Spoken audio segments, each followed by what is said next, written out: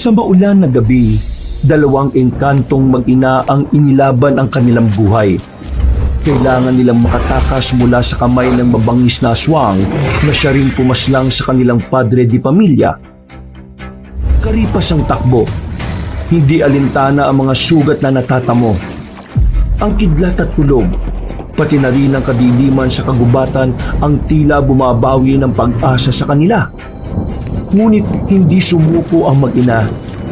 Sa kanilang pagsisikap, natakasan nila ang mabangis na aswang.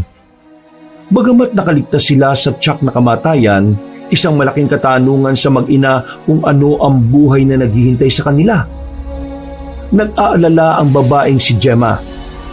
Nakatingin sa kanyang palad kung saan naroon ang simbolo ng kapangyarihan.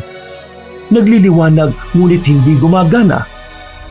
Kailan nga kaya lalabas ang kalakasan ng isang engkantada? Ano ang kanyang magagawa upang labanan at tapatan ang kasamaan? Ating sundan ang kwento ng mag-inang engkanto na nakipagsapalaran kontra sa kadiliman.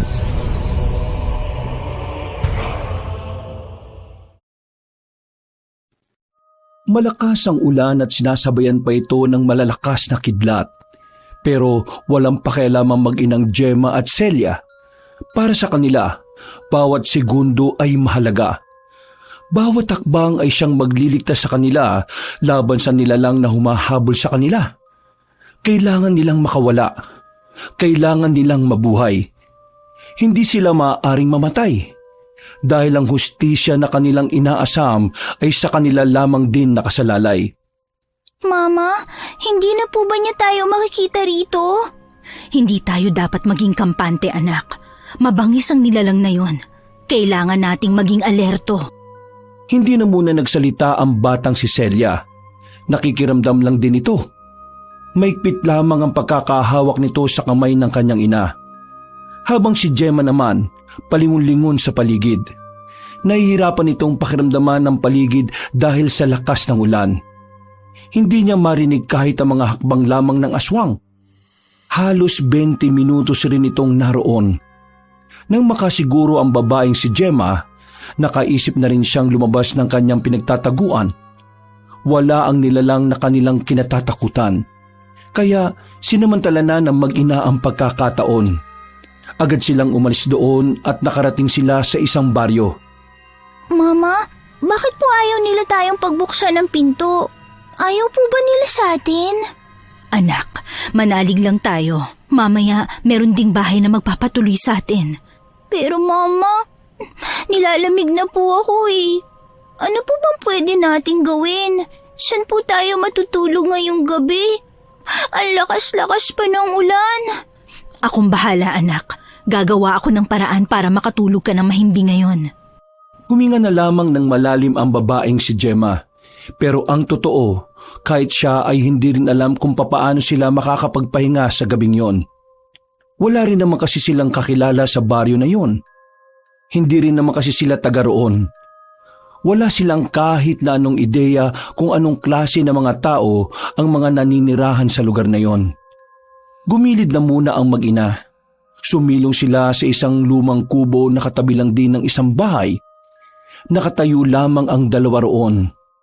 Hindi alam kung ano ang kanilang gagawin. Mama, kung umuwi na lang kaya tayo sa atin.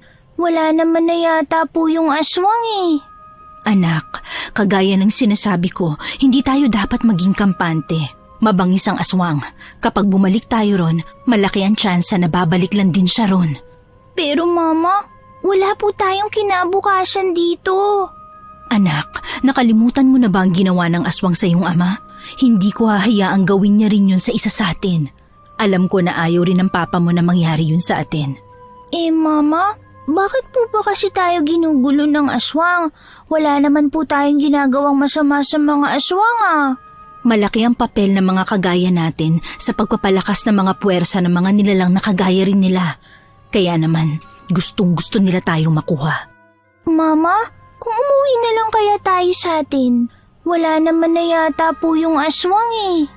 Anak, kagaya ng sinasabi ko, hindi tayo dapat maging kampante. Mabangis ang aswang. Kapag bumalik tayo ron, malaki ang tsansa na babalik lang din siya ron. Pero Mama, wala po tayong kinabukasan dito. Anak, nakalimutan mo na ba ang ginawa ng aswang sa iyong ama? Hindi ko hahayaang gawin niya rin yun sa isa sa atin. Alam ko na ayaw rin ng papa mo na mangyari yun sa atin. Mama, bakit po ba kasi tayo ginugulo ng aswang? Wala naman po tayong ginagawang masama sa mga aswang Malaki ang papel ng mga kagaya natin sa pagpapalakas ng mga puwersa ng mga nilalang na kagaya rin nila. Kaya naman, gustong-gusto nila tayong makuha. Si Papa, pinatay nila. Kung kailangan nila si Papa, di sana di na lang nila pinatay. Dahil alam nilang lalaban ang papa mo. Alam nilang hindi magpapagamit ang papa mo. Kaya naman, wala silang ibang magagawa kundi unahan siya para wala na rin magpoprotekta sa ating dalawa. Gustong-gusto ko na po ulit makita si Papa. Sana hindi na lang siya nawala. Niyakap na lamang ng babae ang kanyang anak.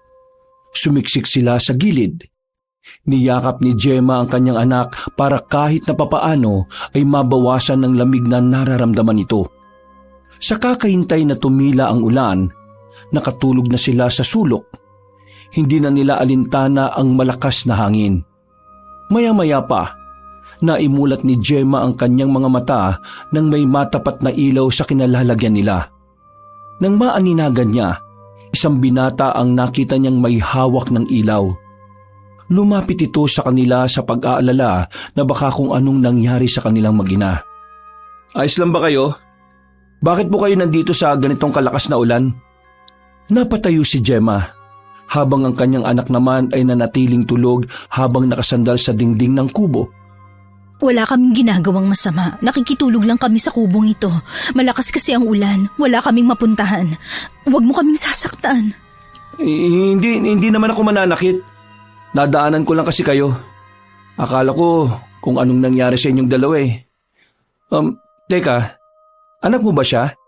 Oo, anak ko nga siya. Bakit kayo nagpapaulan? Tagasan ba kayo? Sandaling hindi nakapagsalita ang babaeng si Gemma. Tila nagdalawang isip ito kung tama bang ipaalam sa binata ang tungkol sa kanilang pagtakas.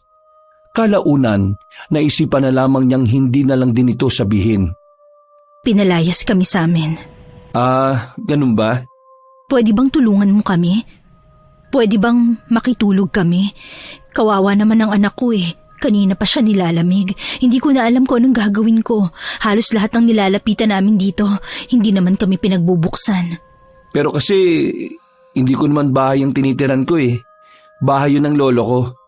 Hindi ako... Sige na, kahit na isang gabi lang, nagmamakaawa ko sa'yo. Baka kasi mamatay ang anak ko kapag hanggang mamaya siya makakaramdam ng matinding lamig. Pakiusap, gagawin ko ang lahat para masuklian ko ang kabaitan mo. Diyos ko. Mayayari ako nito kay Lolo eh. Sige na, alam kong mabuti kang tao, nararamdaman ko yun. Kaya sana, pagbigyan mo na ako. Kahit yung anak ko na lang, kahit na hindi na ako kasama. Sige na nga, sumama na kayo sa akin. Pero kung sakaling tumanggi yung lolo ko, wala na akong magagawa ha. Maraming salamat. Binuhat na ni Gemma ang kanyang anak at sumunod na rin sila sa lalaki.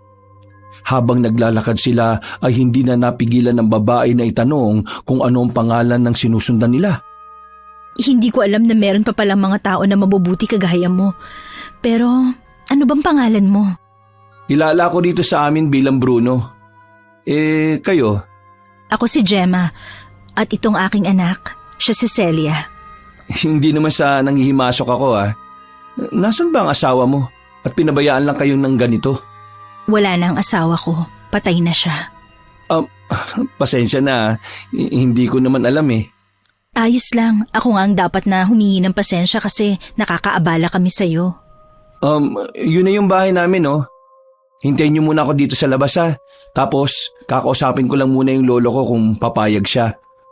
Paglapit nila roon, naabutan agad nila ang matandang lalaki na si Mang Pidring.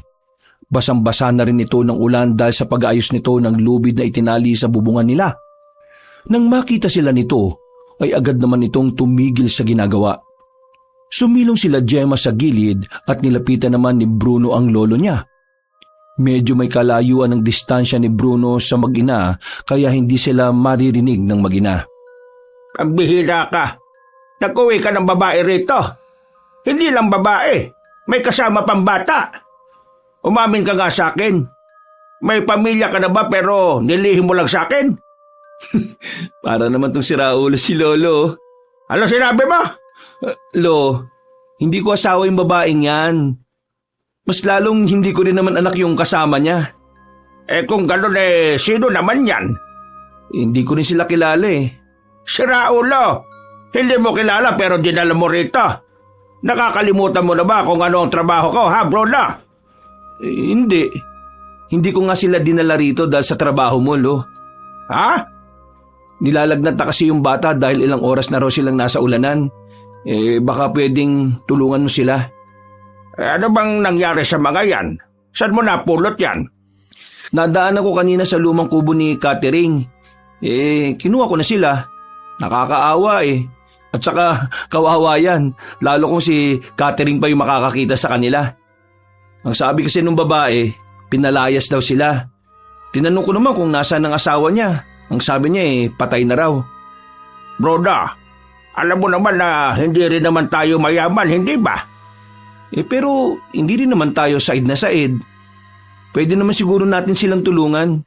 Kahit patulugin na lang natin sila rito ngayong gabi. Bruno, Lo, kakayanin niyo bang tingnan yung batang yan? Nasa ulanan natutulog? Pambihira naman buhay na ito. Bakit parang kasalanan ko pa? Hindi ko naman sinasabing kasalanan nyo. Ang sinasabi ko lang naman, meron tayong magagawa para makatulong. Nakakakonsensya naman kung sa atin sila dinala ng Diyos. Tapos wala man lang tayong ginawa, hindi ba? Huminga ng malalim ang matandang si Pedring. Sandali pa itong napatingin sa kinaroroonan ng babae at bata. Napailing ito sandali at bumakas sa mukha nito ang awa. Ay siya, sige na. Patutulugin natin sila dito. Pero ngayong gabi lang, ha? At ikaw ang mag-aasikaso sa kanila dahil alam mo namang abala rin ako.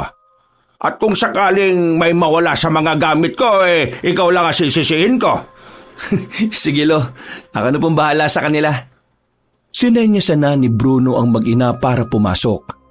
Napangiti naman ang babaeng si Gemma. Para sa kanya, hulog talaga ng langit ang binatang si Bruno. Binigyan sila ng maglolo ng maayos na damit. Ipinagtimpla rin sila ng mainit na gatas. Ipinagluto na rin ng mainit na sabaw. Kahit na papaano, nawala na rin ang panlalamig ng katawan nila. Bumaba na rin ang lagnat ng batang si Celia nang painumin ito ni Mang Pedring ng halamang gamot. Maraming salamat po talaga sa pagpapatuloy ninyo. Kung hindi po dahil sa inyo, baka sa labas na kami inabutan. Iha, pwede mo bang i-detalye sa akin kung ano ba talaga nangyari sa inyo? Lo, sensitibo yung tinatanong mo eh. Wag na lang pala. Pero, Iha, ngayon pa lang ha, sinasabi ko na sa'yo na hindi ka pwede magtagal rito. Alam mo naman, di ba? Lalaki kami. Babae kayo ng anak ninyo. Hindi naman kami masasamang tao pero pangit kasing tingnan na hindi naman namin kayo kadugo pero kasama namin kayo sa iisang bahay. Hanggang ngayon lang kayo rito, ha? Pasensya na. Opo, hindi po kami rito magtatagal. Bukas ng umaga aalis din kami agad. Kailangan lang po talaga naming makapagpahinga, lalong-lalo na ang anak ko. Bumuntong hininga na lamang ang babae. Nagkatinginan naman ang maglolo. Mga ilang sandali lang, pinatulog na rin ni Gemma ang kanyang anak. Nakahinga na rin siya ng maluwag dahil wala ng lagnat ang kanyang anak. Maya-maya pa, naisipan niyang lumabas. Nasa bakuran kasi ang maglolo. Nakasilong sa saktuhang laki ng kubo. Sinamantala niya ang pagkakataon. Habang hindi siya nakikita na maglolo, ibinukan niya ang palad niya. Biglang umilaw doon ang marka. Isang simbolo ng buwan. Ang simbolo o tatak ng kanilang lahi. Ano kaya ang gagawin nila sa amin kapag nalaman nilang engkantada kami? Kailangang bukas na bukas, umalis na rin kami dito. Hindi rin pala kami dito ligtas. Mahina lamang ang pagkakasabi ng babae, pero damang-dama ang pag-aalala nito. Alam niya na albularyo si Mang Pedro, at ang pananaw niya sa mga albularyong kagaya na matanda kalaban din ng mga nilalang na kagaya nila. Pumasok na lamang siya sa silid. Hindi siya natulog. Binantayan lamang niya ang anak hanggang sa sumapit na nga ang 5:00 na madaling araw.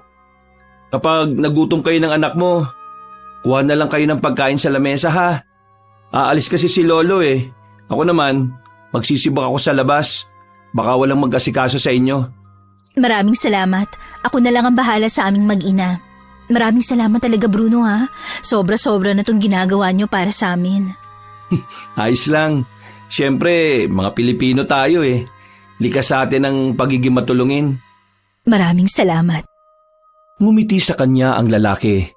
Ngumiti na lang din siya. Muli siyang napatingin sa kanyang palad. Nanghinayang siya bigla.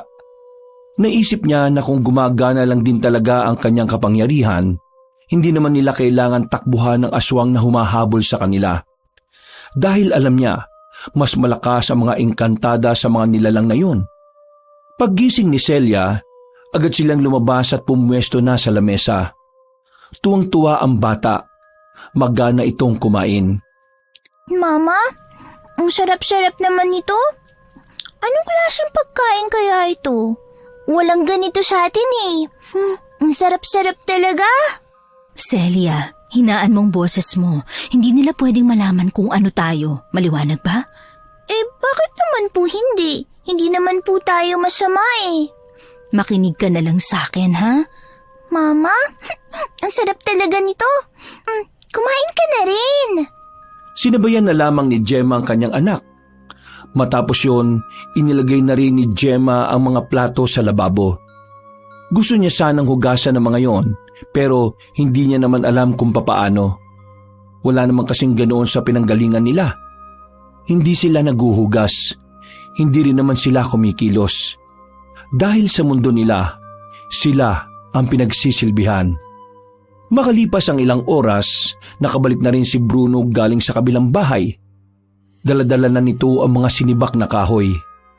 Noong mga sandaling yon, ambon-ambon na lamang ang panahon. Bruno? Nasaan ang lolo mo?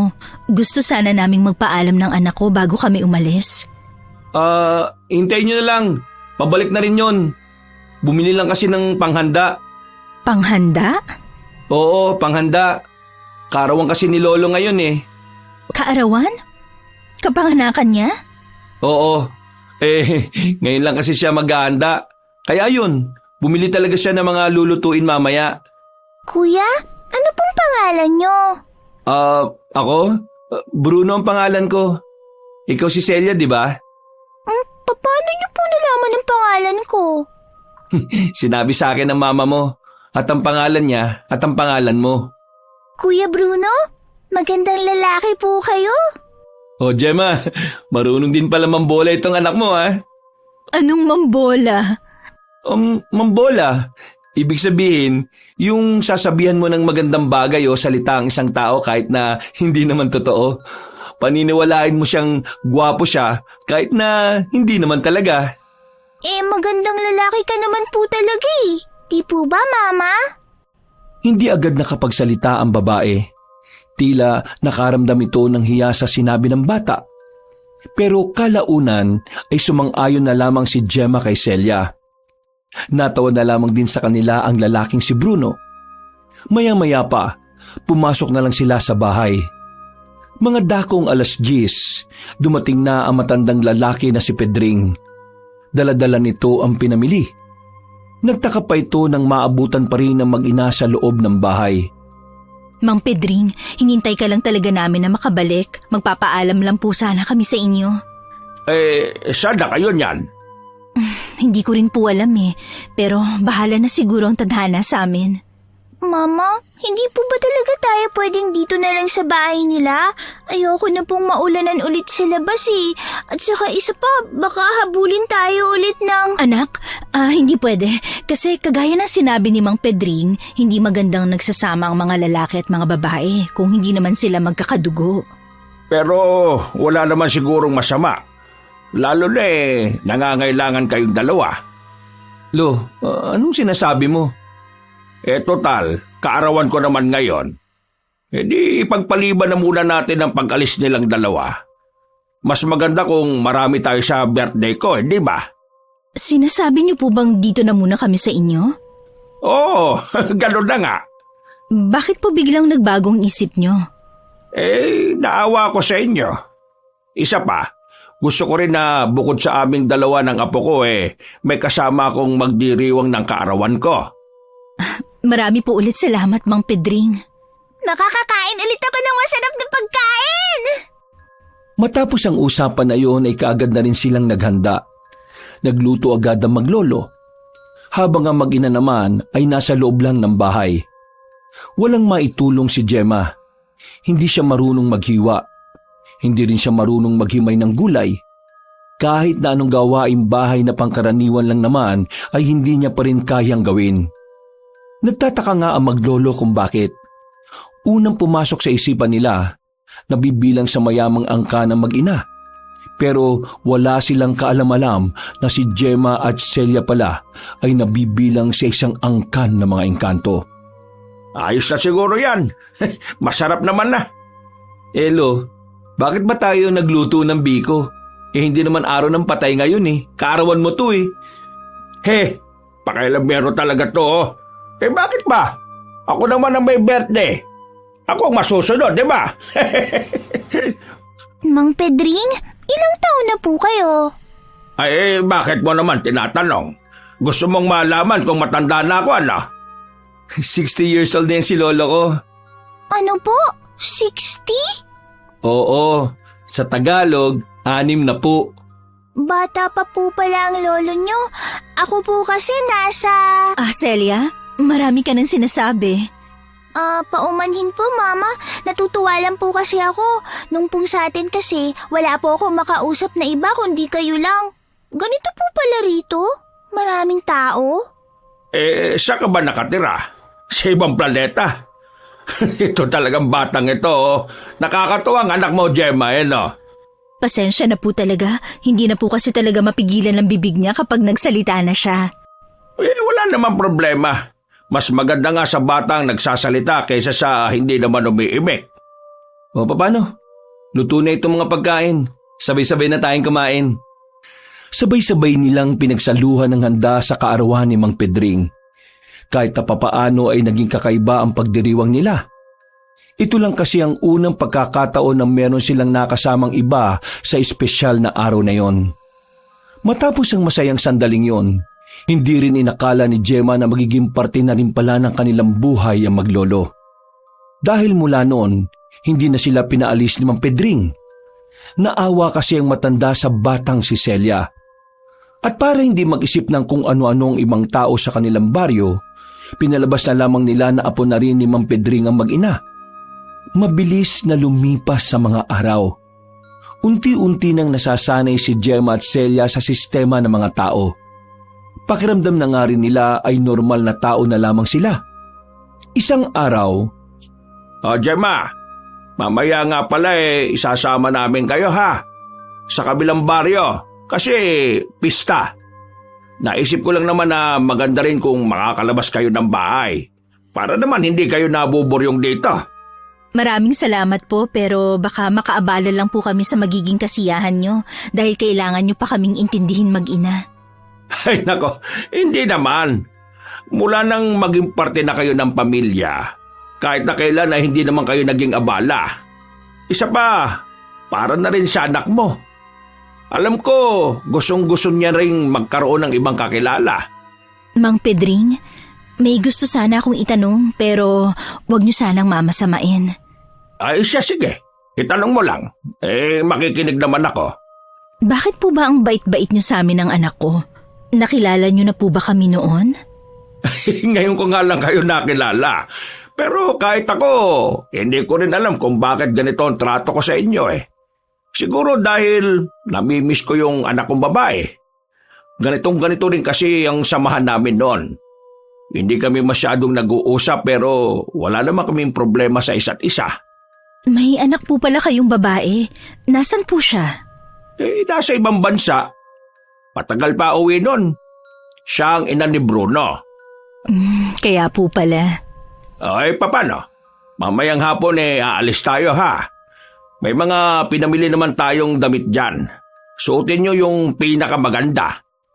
Lo, pwede ba kitang makausap muna sandali sa labas? Ay bakit sa labas pa? Hindi ba pwedeng dito na lang? Mahalaga po ito eh. O Gemma, sandali lang ha.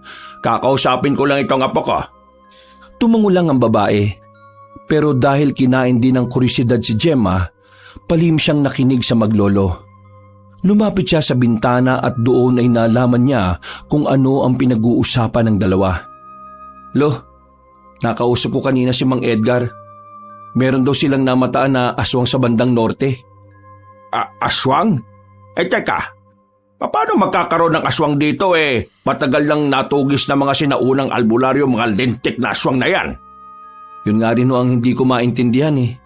Bakit bigla na lang magkakaroon ng aswang dito? Dito sa atin, pugad ng magagaling na albularyo dito eh. Imposible na hindi sila makaramdam ng takot. Kaya nga nagtataka rin ako. Saan nakuha ng lakas ng loob yung aswang na yun? At bakit dito pa talaga siya lumitaw sa probinsya natin ha? Ano naman ang sinabi ni Paring Edgar? Wala naman siyang masyadong dinitalye eh. Ang sabi niya sa akin, ipaalam ko muna sa iyo na hahanapin nila yung aswang na nakita ng mga tao niya. Lo, anong gagawin natin ngayon? Di mamayang gabi, pagtapos natin pumunta sa pista ng kabilang baryo, puntahan mo yung mga kakilala natin at sabihan mo rin sila. Kahit na malayo-layo naman sa atin ang norte, hindi tayo dapat maging kampante. Lalo na't wala naman tayong impormasyon kung anong klase ng aswang ang nakita nila Paring Edgar. Habang nakikinig ang babaeng si Gemma, hindi na niya napigilan ng kanyang sarili na hindi kabahan.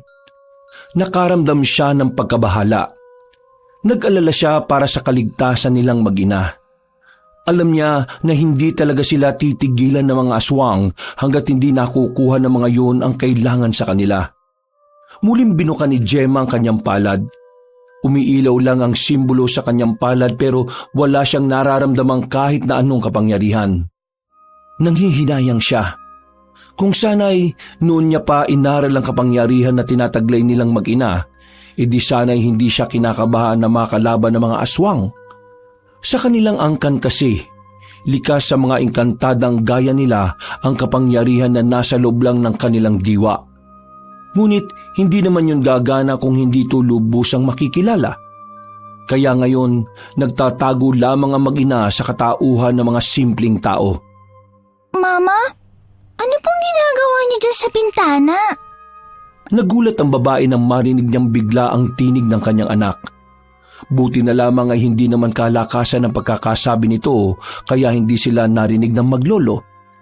Kinuha na lamang ni Gemma ang anak niya at dinala sa kanilang silid. Naganap na lamang sila ng masusuot. At nang kinahapunan, handang-handa na ang mag-ina. Sa katunayan, mas nauna pa ngang nakapag-ayos si Gemma at Celia. Naghihintay na lamang sila sa maglolo habang nasa loob sila ng bakuran. Ay, pasensya na at napatagal ha. Pero hindi bale, 3:00 pa lang naman, maaga-aga pa. Ayos lang naman po pero si Bruno po ba hindi sasama? Ay, sasama si Bruno. Sadyang napakabagal lang talaga niyang kumilos kapag ganitong may pupuntahan. O tara na. Pasensya na kung matagal ha. Gusto ko lang kasi na maging gwapo sa paningin ng lahat eh. Sos, gwapo ka naman eh. Nagmana ka kaya sa akin? Nagtawanan na lamang sila ng mga sandaling yon. Maya-maya pa ay umalis na rin sila. Dahil hindi naman kalayuan ng nasabing baryo, nilakad na lamang nila patungo roon. Tutal ay hindi naman mainit ang panahon ng mga sandaling yon. Pagkarating nila roon, sinalubong agad sila ng kakilala ni Mang Pedring. Dinala sila sa bakuran at doon ay nagsimula ang kainan. Hindi makapaniwala si Gemma at Celia sa kanilang nasasaksihan. Ang buong akala kasi nila, maiilang sila sa mga tao. Pero hindi. Ramdam nila kung gaano kainit ang pagtanggap sa kanila ng mga yon. Mama, ang saya-saya naman po rito. Ang dami-daming tao at maingay. Maraming masaya. Kaya ikaw, wag ka masyadong lalayo sa akin ha? Kasi baka mawala ka rito.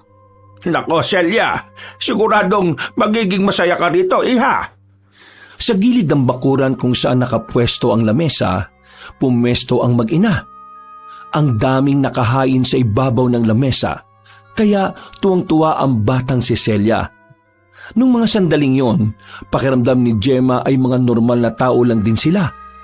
Hindi nila nararamdaman ang kanilang pagkakaiba sa mga tao. Makalipas lang ang ilang oras, nakakaramdam na ng pagkabagot si Gemma.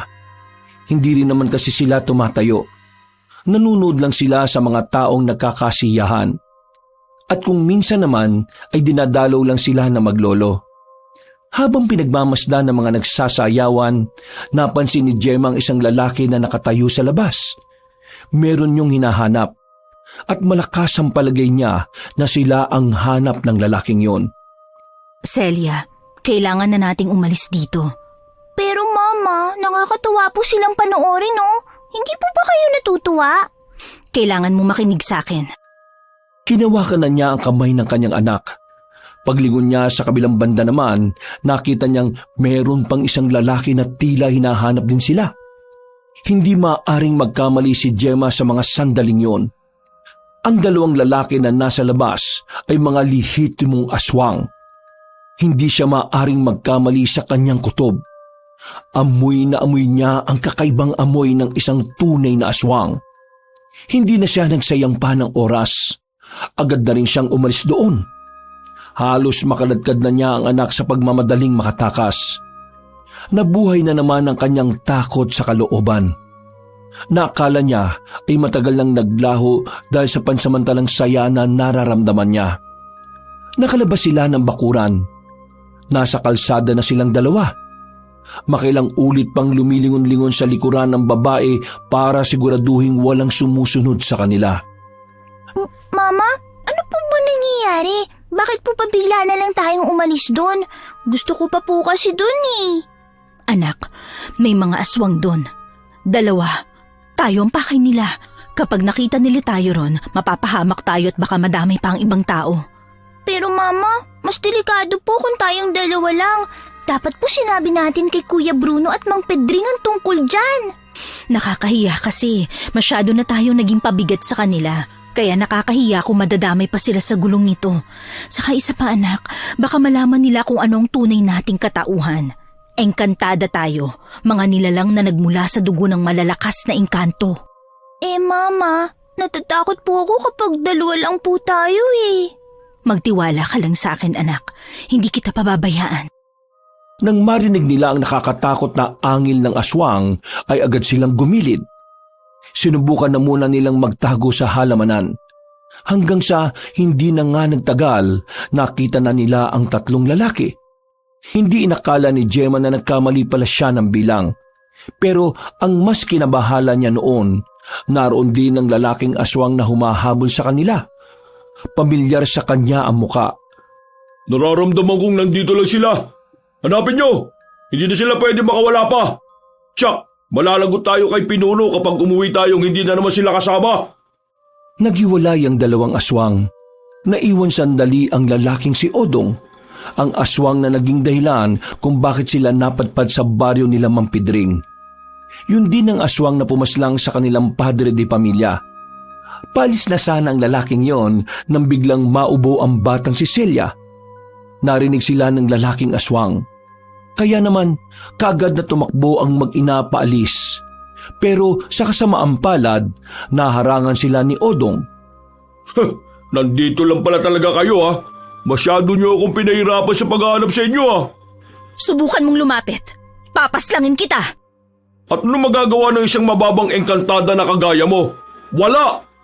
Kaya ngayon, kailangan mo na lang tanggapin na makukuha ko na rin kayo.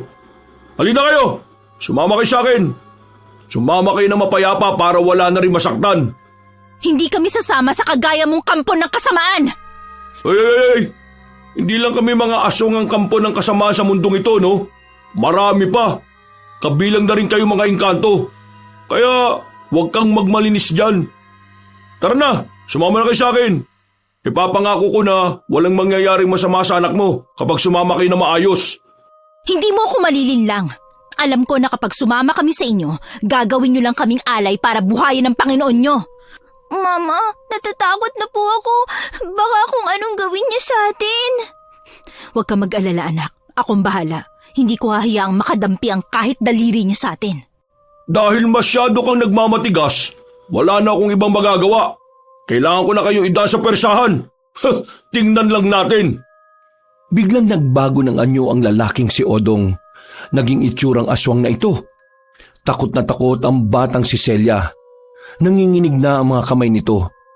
Nang akmang lalapit na ang aswang sa kanila, naramdaman na lamang ni Gemma ang kakaibang init na nagmumula sa kanyang palad. Pagbuka niya ng palad niya, tila nagbabaga ang simbolo ng buwan sa kanyang balat. Nag-uumapaw na enerhiya ang tila bigla na lamang dumaloy sa kanyang buong katawan. Hindi ko hahayaan na masaktan mo kami! Itinapat ni Gemma ang palad niya sa papalapit na aswang. Sa hindi malamang dahilan, naglabas ng malakas na hangin ang palad ng babae na siyang nakapagpataboy sa lalaking aswang. Nilipad ito palayo. Tumama pa ang likod nito sa puno. Sa lakas ng pagkakatama ay sumuka na ito ng dugo. Walang yakang ikantada ka. May tinatago ka ba ng ganyang kapangyarihan? Pwes, mas lalo akong ginanahan na makakuha ka. Lumusob sa kanila ang aswang, pero sa pagkakataong ito ay hindi na nagamit pa ni Gemma ang kapangyarihan niya. Buong akala niya ay masasaktan na sila ni Odong, pero laking gulat na mag-ina nang biglang lumitaw sa harapan nila ang lalaking si Bruno. May hawak niya itong itak. Tinaga ni Bruno ang aswang at tinamaan naman yun sa muka. Nadaplisan lang yun pero sapat na ang ginawa ni Bruno para maalarma si Odong. At talagang may umepal na naman ha? Sino ka naman? Ako nagpoprotekta sa maginang to. Kaya ikaw, humanda ka. Lumayas ka tao! Problema ito ng dalawang magkaibang nilalang. Wala akong pakialam no. Ang misyon namin bilang mga manunugis at albularyo, patayin ang lahat ng nilalang na makakaapekto sa pamumuhay namin mga tao. Eh di, kung yan ang gusto mo, ibibigay ko sa iyo kamatayan na gusto mo. Muling umatake ang aswang na si Odong. Mabilis ito. Masyado itong maliksi kaya hindi agad matamaan ni Bruno ng mga sandaling yon. Sa gilid lang kayo, Gemma! Dali! Sumunod naman ang mag-ina. Maya-maya pa, tinamaan na rin ni Odong sa braso ang lalaking si Bruno. Pero hindi yun ininda ni Bruno. Tila wala lang itong naramdaman. Agad pa rin itong nakipagsabayan sa aswang. Sa nakikita ni Gemma, halatang-halata kung gaano kasanay si Bruno sa mga ganoong klase ng sitwasyon. Namamangha siya, pero sa kabilang banda, nababahala na rin siya. Palagay niya kasi alam na ng binata ang katauhan nilang mag-ina. Hanggang dyan lang ba ang kaya mong gawin? Hindi ako nasasayaan, no? Nasaan ang mga mas mataas sa'yo? Sila ang gusto ko makaharap. Masyado kang hambog. Wala ka pa nga napapatunayan sa akin. Ganyan ka na kaagad maghangad. Kung gusto mong mamatay, ibibigay ko naman sa iyo yun eh. Hindi mo na kailangang istorbohin pa yung amo ko. Huwag nang maraming satsat! Si Bruno naman ang nagtangkang lumusob ng mga sandaling yon. Tinaga niya si Odong. Hindi niya ito tinamaan. Paglingon ni Bruno sa gilid ay naroon na pala ang aswang. Nakakalmot siya nito sa balikat. Pero hindi niya pa rin yun pinansin. Sa halip, mas lalong ginanahan si Bruno. Lalo na nang marinig niya ang tinig ng batang si Celia. Kuya Bruno! Kayang-kaya mo po yan! Napangiti si Bruno. Nang umatake sa kanya si Odong, nailagan na niya yun. Siya naman ang nakatama. Pero sa pagkakataong ito ay tila napuruhan na niya ang aswang. Tinamaan niya kasi yun sa tagiliran. Tagas agad ang dugo mula roon. Dahilan para mapadistansya na muna ang nilalang. Oh, ano? Bakit ka lumayo? Natatakot ka na bang mamatay? Wisit kang pakilamero ka. Umalis ka na kasi dyan. Dahil kailangan ko ang dalawang yan. Kung gusto mo makuha sila, kailangan mo muna akong patayin. Ang kaso nga lang mukhang hindi mo na ako kakayanin Kaya ikaw na lang ang buburahin ko sa mundong ito. Hindi ba tayo tapos, pakilamero? Sa pagbabalik ko, ihanda mo sarili mo dahil yun ang huling sandali mo sa mundong ito. Hindi na pumalagpa ang lalaking si Odong. Tumalo na lamang ito sa puno. Hinayaan na lamang din ni Bruno ang aswang na makatakas. Mas mahalaga para sa kanya na asikasuhin ang mag-ina. Ano? Ayos lang ba kayong dalawa? Hindi ba kayo nasaktan? Hindi naman, ayos lang kami. Babalikan natin si Lolo. Uwi na muna tayo. Hindi na tayo ligtas dahil sa nangyari. Bruno, Bakit? nakita mo ba ang ginawa ko? Oo, nakita ko. Kung ganon, Sa bahay mo na lang ipaliwanag ang lahat. Nauna nang naglakad ang lalaking si Bruno. Binalikan niya ang matanda. Nung mga sandaling yun ay nakainom na rin si Mang Pedring. Inakay nila yon paalis. Mabuti na lamang ay may napadaan na kakilala nilang nakatricycle. Naisakay sila at naihatid sa kanilang bahay. Pag-uwi, bulagta agad ang matandang si Pedring. Nakatulog ito agad sa sobrang kalasingan. Celia anak, pumasok ka na muna sa loob. Mag-uusap lang kami ni Bruno. Tumangulang ang bata at agad na ring naglakad papasok. Habang naglilinis ng sugat si Bruno, sinimulan na nila ang usapan. Nagulat ako nung makita ko yung ginawa mo kanina. Pero inaamin ko na nung una pa lang nag-iisip na ako na baka hindi kayo normal na tao.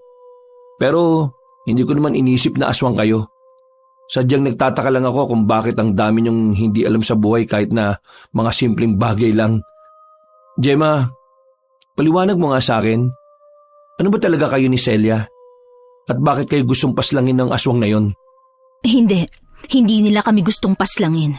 Gusto nila kaming kunin para gawing kasangkapan sa pagpapalakas ng lahi nila. Kami ay mga engkantada, mga matataas na uri ng engkanto. Naninirahan lang kami nun sa Biringan, pero pinalayas kami ron dahil sa kasalanan ng angka namin. Nang mapalayas kami sa lupang sinilangan namin, sinubukan naming mamuhay ng normal dito sa lupa. Ang kaso nga lang, nadiskubre ng mga aswang na ang dugo namin ang kailangan nila para lumakas sila. Pinatay nila ang asawa ko dahil alam nilang ang asawa ko magiging hadlang sa kanila.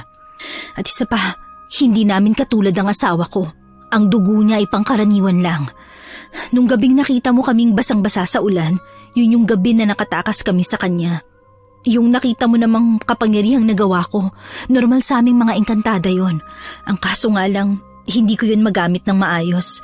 Kasi nung nasa Biringan pa ako, mas pinili kong hindi aralin kung paano lilinangin ang kapangyarihan na tinataglay namin. Pati tong si Celia, hindi ko rin siya naturuan dahil wala naman din akong alam. Ganon. Bakit hindi mo agad sinabi sa amin ni Lolo ang tunay niyong katauhan? Natakot kasi ako. Nababahala ako na dahil albularyo kayo, mga taong tumutugis ng mga masasamang elemento. Natakot ako na baka tugisin niyo rin kami. Pero alam niyo naman na hindi kayo masasamang elemento, di ba? Oo, pero yun kasing nararamdaman ko, kaya pinili ko na lang na itago at saka palagay ko kapag hindi ko sinabi, magiging normal lang ang lahat. Ituturing niyo kaming normal na gaya ng isang tao. Bruno, matatanggap niyo ba kami kahit ganito kami? Matatanggap pa ba kami ng lolo mo? Matatanggap naman namin kayo Kahit naman pumapas lang kami ng masasamang elemento, alam din naman namin na may mabubuting elemento rin. At kayo nga yun. Kaya huwag ka mag-alala, Gemma. Hindi ka namin itataboy. Ang kailangan lang nating gawin, malaman kung papaano gagana ang kapangyarihan mo. Gemma, yan ang magiging susi para maprotektahan mo ang anak mo. Gusto kong matutuhan kung paano to nagagamit para makatulong ako sa inyo. Gusto ko ring tumugis ng mga aswang. Sigurado ka ba sa sinasabi mo? Hindi biro ang ginagawa namin. Isa pa, may anak ka. Bruno, nasa panganib ang buhay ng anak ko. Kahit na wala akong gawin, wala itong pagkakaiba kung makikisa ako sa inyo. Kaya kapag nagising na si Mang Pedring, gusto kong ikaw na lang sanang magpaliwanag ng lahat. Hindi ko kasi kayang humarap sa kanya. Madaling araw na nang magising ang matandang si Pedring. Agad din namang sinabi ni Bruno ang lahat ng mga sinabi ni Gemma. Hindi makapaniwalang matandang albularyo. Buong akala niya kasi ay normal na tao lamang ang mag-ina. Pero kahit na ganoon, tila hindi pa rin naman nagbago ang tingin nito kay Gemma at Celia. Gemma, hindi naman nagbago ang tingin ko sa iyo at sa anak mo. Pero ang gusto ko lang, tulungan mo kami sa pagtugi sa mga aswang na yon.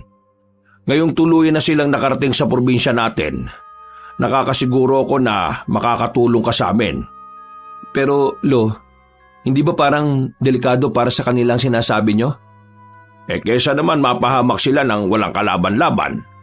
Mas maganda nang matuto silang lumaban sa mga aswang. Tandaan ninyo, malalakas ang kalaban. Kung yung unang aswang lang na nakalaban mo kanina malakas na, paano pa kaya yung tinatawag nilang amo?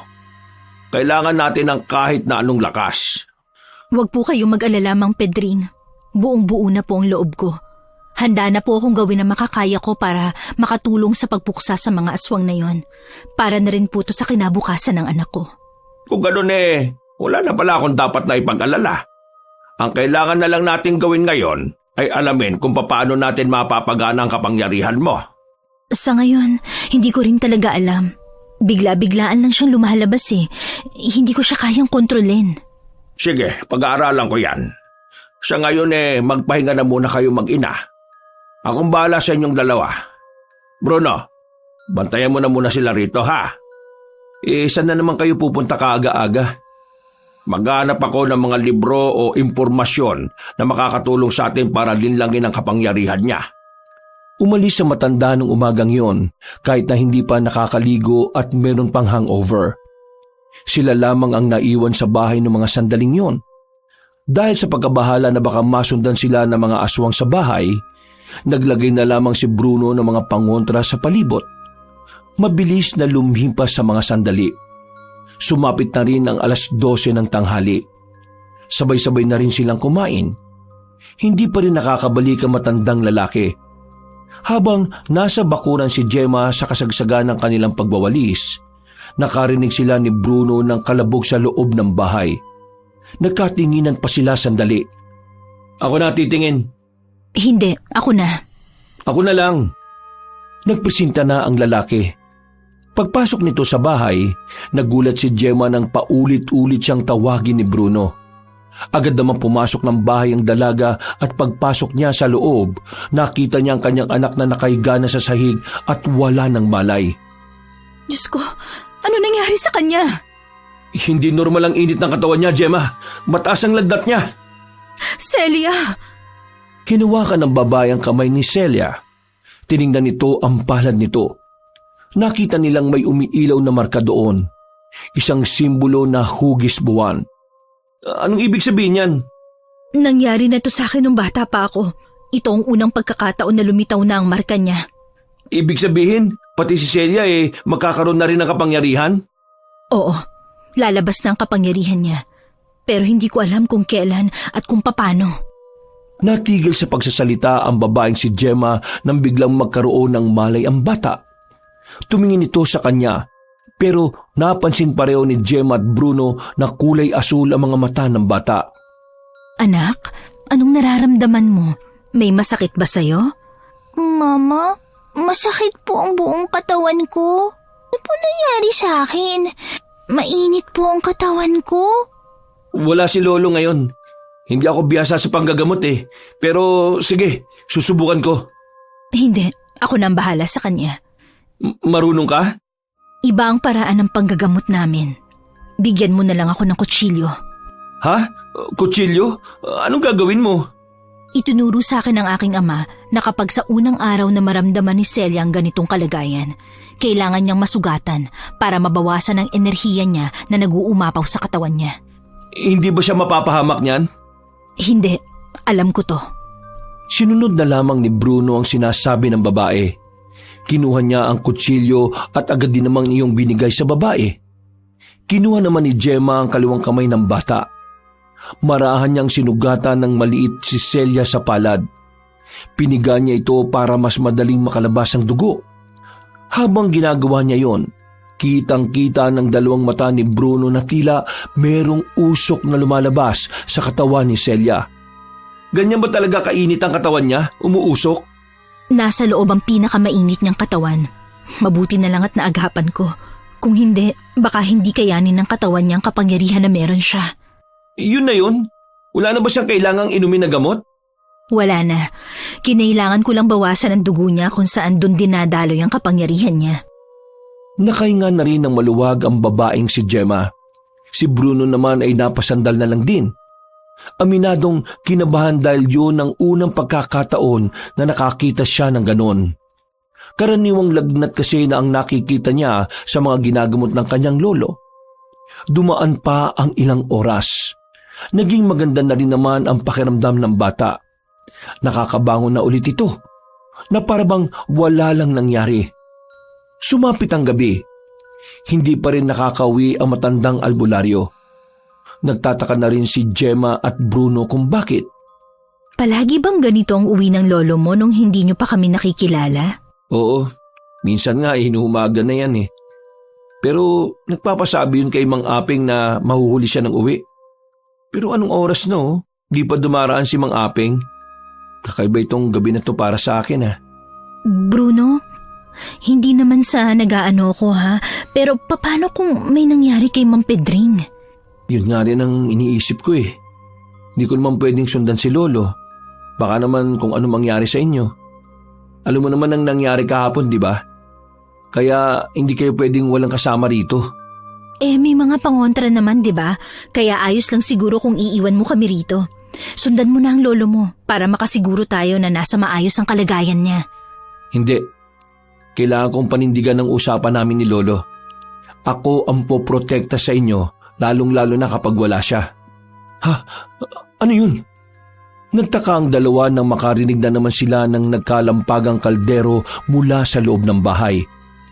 Nagmamadali silang tumakbo. Dinatnan nila si Celia na nakangiti habang nakatingin ito sa magkabilang kamay. Celia, anong ginawa mo? Bakit nagkalat ang mga kaldero? Mama, ang galing ko! Nagawa kong guluhin yung kaldero kahit na hindi ko hinahawakan! Sandali. Sinasabi mo bang napagalaw mo mga kaldero gamit lang ang isip mo? Opo, hindi ko po alam kung paano ko yun nagawa eh. Basta tinitigan ko lang po tapos inisip kong gagalaw sila. Gemma, mukhang lumabas na ang kapangyarihan ng anak mo ah. Magiging masaya na sana sila noong mga sandaling yon, pero nakita nilang dumudugo na ang ilong ng batang si Celia. Biglang nataranta ang babaeng si Gemma. Hindi niya rin alam kung bakit yun nangyayari. Hindi naman niya kasi yun pinagdaanan. Gemma, mukhang hindi pa kaya ng katawan niya na gumagamit ng kung anumang kapangyarihang meron siya. Masyado pang bata si Celia eh. Celia anak, wag mo na ulit gagamitin yan ha. Mapapahama ka. Baka hindi mo kayanin. Naiintindihan mo ba ako? Opo, Mama. Sinubukan ko lang naman po eh. Naging kalmado naman ang babaeng si Gemma ng mga sandaling yon. Pinagpahinga na lamang muna ang kanyang anak. Habang nasa loob ng bahay, palingon-lingon sila sa labas. Hinihintay pa rin kasi nila si Mang Pedring. Pero mag-aalas 11 na ng gabi ay hindi pa rin yun nakakauwi. Bruno, hanapin mo na ang lolo mo. Sige na. Nag-aalala na ako para sa kaligtasan niya eh. Baka kasi mamaya siya ang pinagbunto na ng mga aswang. Kakayanin naman ni Lolo ng mag-isa ang mga yon. Matagal na niyang ginagawang pakikipaglaban sa mga masasamang elemento. Pero hindi natin masasabi. Paano kung marami ang mga yon at dinumog siya? Sige na, iwan mo na kami rito. Kakayanin kong protektahan ang anak ko. Bruno, kailangan mo ring magtiwala sa akin. Sige, pero babalik ako kagad sa oras na makita ko na si Lolo ha. Mag-iingat ka. Nagmamadaling umalis ng bahay ang lalaking si Bruno, habang si Gemma at Celia naman ang naiwan sa bahay. Pumasok na lamang sa loob si Gemma. Kinuha niya ang itak sa gilid. Hindi niya magawang asahan ng kapangyarihan na meron siya, dahil hanggang sa mga sandaling yon ay hindi pa rin niya kayang gamitin ang kapangyarihan niya. Nakaupo na lamang ang babae sa gilid ni Celia. Nakikiramdam sa paligid. Sa hindi malamang dahilan, naramdaman na lamang niyang kinakabahan na siya. Kasunod nito ay ang mga kakaibang kaluskos na naririnig niya sa paligid. Sino yan? Walang tumutugon sa kanya sa labas. Napatingin siya sa palad ng kanyang anak. Umiilaw ang simbolo na naroon. Isang indikasyon lamang na sa mga sandaling yon ay merong panganib na nakaamba sa kanila. Napalunok ng laway ang babae. Maigpit ang hawak niya sa itak. Ilang sandali lang narinig na niyang may nagsasalita sa labas. Tinig ni Mang Pedring. Gemma, si Pedring ito. Buksan mo ang pinto! Nakauwi na ka! Makakahinga na sana ng maluwag ang babae pero bigla niyang naisip na may kakayahan din ng mga aswang na manggaya ng boses. Kaya naman hindi na muna niya binuksan ang pinto. Nagkaroon siya ng pagdududa.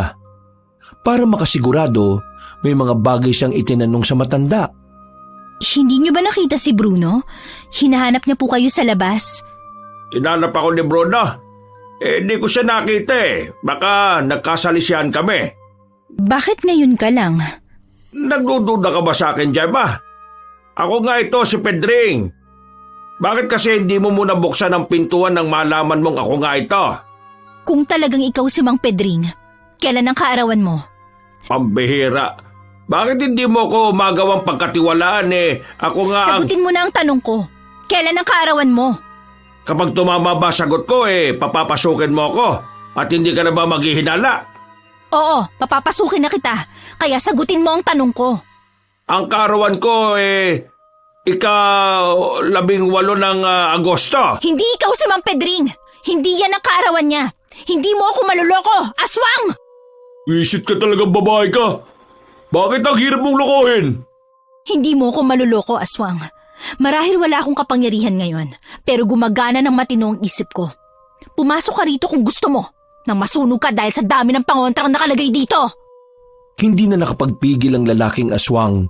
Gigil na gigil nitong pinagsisisipa ang pintuan hanggang sa tuluyan na itong mawasak. Bumungad kay Gemma ang aswang. Hindi lamang yon nag-iisa. May mga kasama ito sa labas. Walang pakialam ang mga aswang na yon kung may makakakita sa kanilang ibang tao. Bakit ba ang hirap-hirap ninyong kunin mag-ina? Samantalang hindi naman ako pinahirapan ng asawa mo. Hindi mo magagawa ang gusto mo. Hindi ka magtatagumpay. Kaya kung ako sa'yo, umalis ka na lang ulit at baka mapahamak ka pa. At ngayon, parang may malasakit ka pa sa kapakanan ko? Maraming salamat naman kung ganun. Pero hindi ako madadala sa mga ganyan mo, no? Dahil nandito kami para tapusin na ang misyon namin. At ang misyon na yon ay madala kayo sa harapan ng aming amo, ang aming pinuno. Sinubukan ng lalaking si Odong na pumasok sa bahay. Pero kakahakbang pa lang ng isa nitong paa, naramdaman na kaagad nito na tila sumakit ang kanyang ulo. Malakas ang pangontra na naroon, kaya naman hindi magawang makalapit ng aswang kay Gemma. Sige, pumasok ka para mapaaga ang buhay mo. Wala kang kapangyarihan kaya kapag ako nakalapit sa'yo, malilintikan ka sa akin ng malala. Masyado ka ng pasakit sa ulo ko Ikaw ang malilintikan sa akin! Kinuha ni Gemma ang mga kaldero. Pinagbababato niya yun kay Odong. Tinamaan ng aswang sa muka. Umalis na kayo rito kung ayaw mong madagdagan ang mga tinamumong sugat! Mga inutil! Anong tinitingin-tingin nyo? Pasukin nyo na yung bahay! Bilitin nyo makalapit at itapon nyo rito sa labas! Nagkatinginan ng mga kasamang aswang ni Odong. Pinagbababatukan niya yon ng tila walang gustong mauna. Pero kalaunan, napilitan na lamang ang mga aswang na umabante. Si Gemma naman, nasa harapan lang ng pinto ng silid na kinaroroonan ng kanyang anak. Nang makita niyang tinatangka ng mga aswang na pumasok, dito na siya kinabahan. Meron pang isang tumakbo palapit sa kanya, pero natumba agad ng isang dipa na lamang ang pagitan. Anong tingin mo sa akin? Hindi rin nag-iisip? Makukuha ka namin dyan. Kung ayaw niyong lumabas, palalabasin namin kayo ng persahan. Isa-isang pumasok ang mga aswang, pero bago pa man yon makalapit sa kanya ay humandusay na yon sa tapat. Kahit na anong gawin mo, hindi ka makakalapit dito. Mukhang wala ka yatang alam kung paano gumagana ang mga pangontrang ginagamit ng mga albularyo Pues, ipapaliwanag ko sa iyo para kabahan ka naman. Masyado ka kasing kampante Ang mga pangontrang nakapalibot dito, sa oras na gumana na, hindi nagagana sa susunod. Ibig sabihin, isang gamitan lang. Kapag nagamit na, wala nang kwenta. Ilan bang pangontra meron sa bahay na ito? Marami pa mga bata ko sa labas. Uubusin ko silang lahat kung kinakailangan para maubos na rin ang mga pangontrang inaasahan mo. Sa puntong ito ay nakaramdam na ng pagkabahala si Gemma. Naisipan na niyang umalis na lang ng bahay, pero Napagtanto rin niya na mas delikado ang kanilang buhay kung aalis sila. Namamawis na ang kanyang kamay dahil sa kaba. Tensyonado na ang babae. Maya-maya pa, narinig na lamang niyang naihakbang na ni Odong ang paa nito sa loob. Wala na itong nararamdaman na pananakit ng ulo. Ha? Ano? Kita mo na? Wala nang epekto sa akin ng mga pangontra? Kasi wala nang silbi. Ubus na. Ngayong babae, nandito na ako. Makakalapit na ako sa harapan mo. Kakausapin kita na maayos ha. Sasama ka ba sa akin na maayos? O masasaktan ng anak mong nasa loob ng silid na yan? Huwag mong sasaktan ng anak ko. Wala siyang kinalaman dito. Kaya nga para hindi na kayo masaktan, sumama kayo ng mapayapa. Ibaba mo ang hawak-hawak mong itak. Marahang ibinaba ni Gemma ang itak. Sinipa niya yung palapit kay Odong. Hoy! Magsibangon na kayo dyan. Sakit lang ng ulo yan. Hindi kayo mamamatay dyan oh. Kunin niyo na tong babae na to. Pati yung anak niya sa loob. Sandali! O bakit? May sasabihin ko pa bang mahalaga? Kung meron, pag-usapan natin yan sa daan. Ito ang sasabihin kong mahalaga. Binuksan ni Gemma ang kanyang palad at ipinakita pa yon sa aswang na si Odong. Nanlalaki ang mga mata ng lalaki. Ilang sandali lang, bigla na lamang may lumabas ng malakas na hangin sa kamay ng babae. Nawasak ang bandang pintuan. Tumilapon silang lahat palabas ng bahay. Tila nagkandapilay-pilay ang mga yon. Habang si Odong naman, hindi na naman makapaniwala na nagawa yon ng engkantadang si Gemma. Hindi kayo aalis? Ako magpapalaya sa inyo! Muling itinutok ni Gemma ang kanyang palad sa mga aswang na nasa bakuran. Pero sa pagkakataong ito ay wala nang malakas na hangin na lumalabas. Kaya naman inakala ni Odong na yun na ang tamang pagkakataon para dakpin ang babae. Pero nagkamali pala ito. Nang subukan ni Odong ang makalapit, bigla na lamang bumilis ang galaw ni Gemma. Hindi na namalaya ni Odong na nasa likuran na pala niya ang engkantada. Pagkaharap ng aswang, nagulat ito nang bigla itong suntukin ni Gemma. Sa lakas ng suntok ay tumilapon ito palabas ng bakuran. Wisit! Nakakagamit na siya ng kapangyarihan niya. Tingin ko, si Amo na ang kailangang humarap sa isang ito. Umalis na kayo rito! Dahil kapag nagpumilit pa kayo, ikamamatay nyo! Di pa tayo tapos, babae! Nagmamadaling gumapang pali sa mga aswang. Nagsisigaw pa nga ang mga taong nakakita sa mga yon. Pero mabuti na lamang ay wala namang sinaktan kahit isang residente. Nung oras na yon, tila ngayon lang din naramdaman ni Gemma ang kaba at panghihina. Hindi niya inakalang magagawa niyang patrasin ang mga aswang. Hindi niya alam kung ano ang dapat niyang maramdaman. Pero isa lang ang nasisiguro niya. Kaya na niyang paganahin ang kanyang kapangyarihan. Kailangan na lamang niya itong linangin. Makalipas lang ang isang oras, dumating na rin si Mang Pedring at si Bruno. Nawindang ang dalawa nang makitang mas lumaki ang pintuan nila dahil sa pagkawasak nito. Pinatras mo mga aswang? Nakagamit ka na ng kapangyarihan ng isang engkantada? Yun ang bungod na matandang lalaki nang ikwento ni Gemma ang mga nangyari. Sa halip na manghinayang dahil sa pinsalang tinamo ng bahay nila, gumuhit pa ang kakaibang ngiti sa mukha ni Mang Pedring. Hindi ko rin inaasahan pero tingin ko nang dahil sa pagiging desperada, saka ko siya nagamit. Sa tingin ko, kaya mo siya nagamit dahil mas malinaw na ngayon ang dahilan mo para lumaban. Pero Lo, anong gagawin natin dito sa nasirang harapan? Pasensya na talaga, hindi ko sinasadya. Hindi ko kasi inakala na ganun kalakas yung hangin na magagawa ko Ang nasa isip ko lang talaga, protektahan si Celia. Wala kang dapat ihingi ng pasensya. Tama lang naman ang ginawa mo Ang bahay, nagagawa pa. Pero ang buhay kapag nawala, hindi na natin may babalik. Bukas ng umaga, aalis na muna tayo rito ha. Saan naman tayo pupunta, Lo? Makikitira muna tayo ron sa kaibigan ko, kay Amparo. Kay Aling Amparo? Sigurado ka ba? Wala naman tayong magagawa.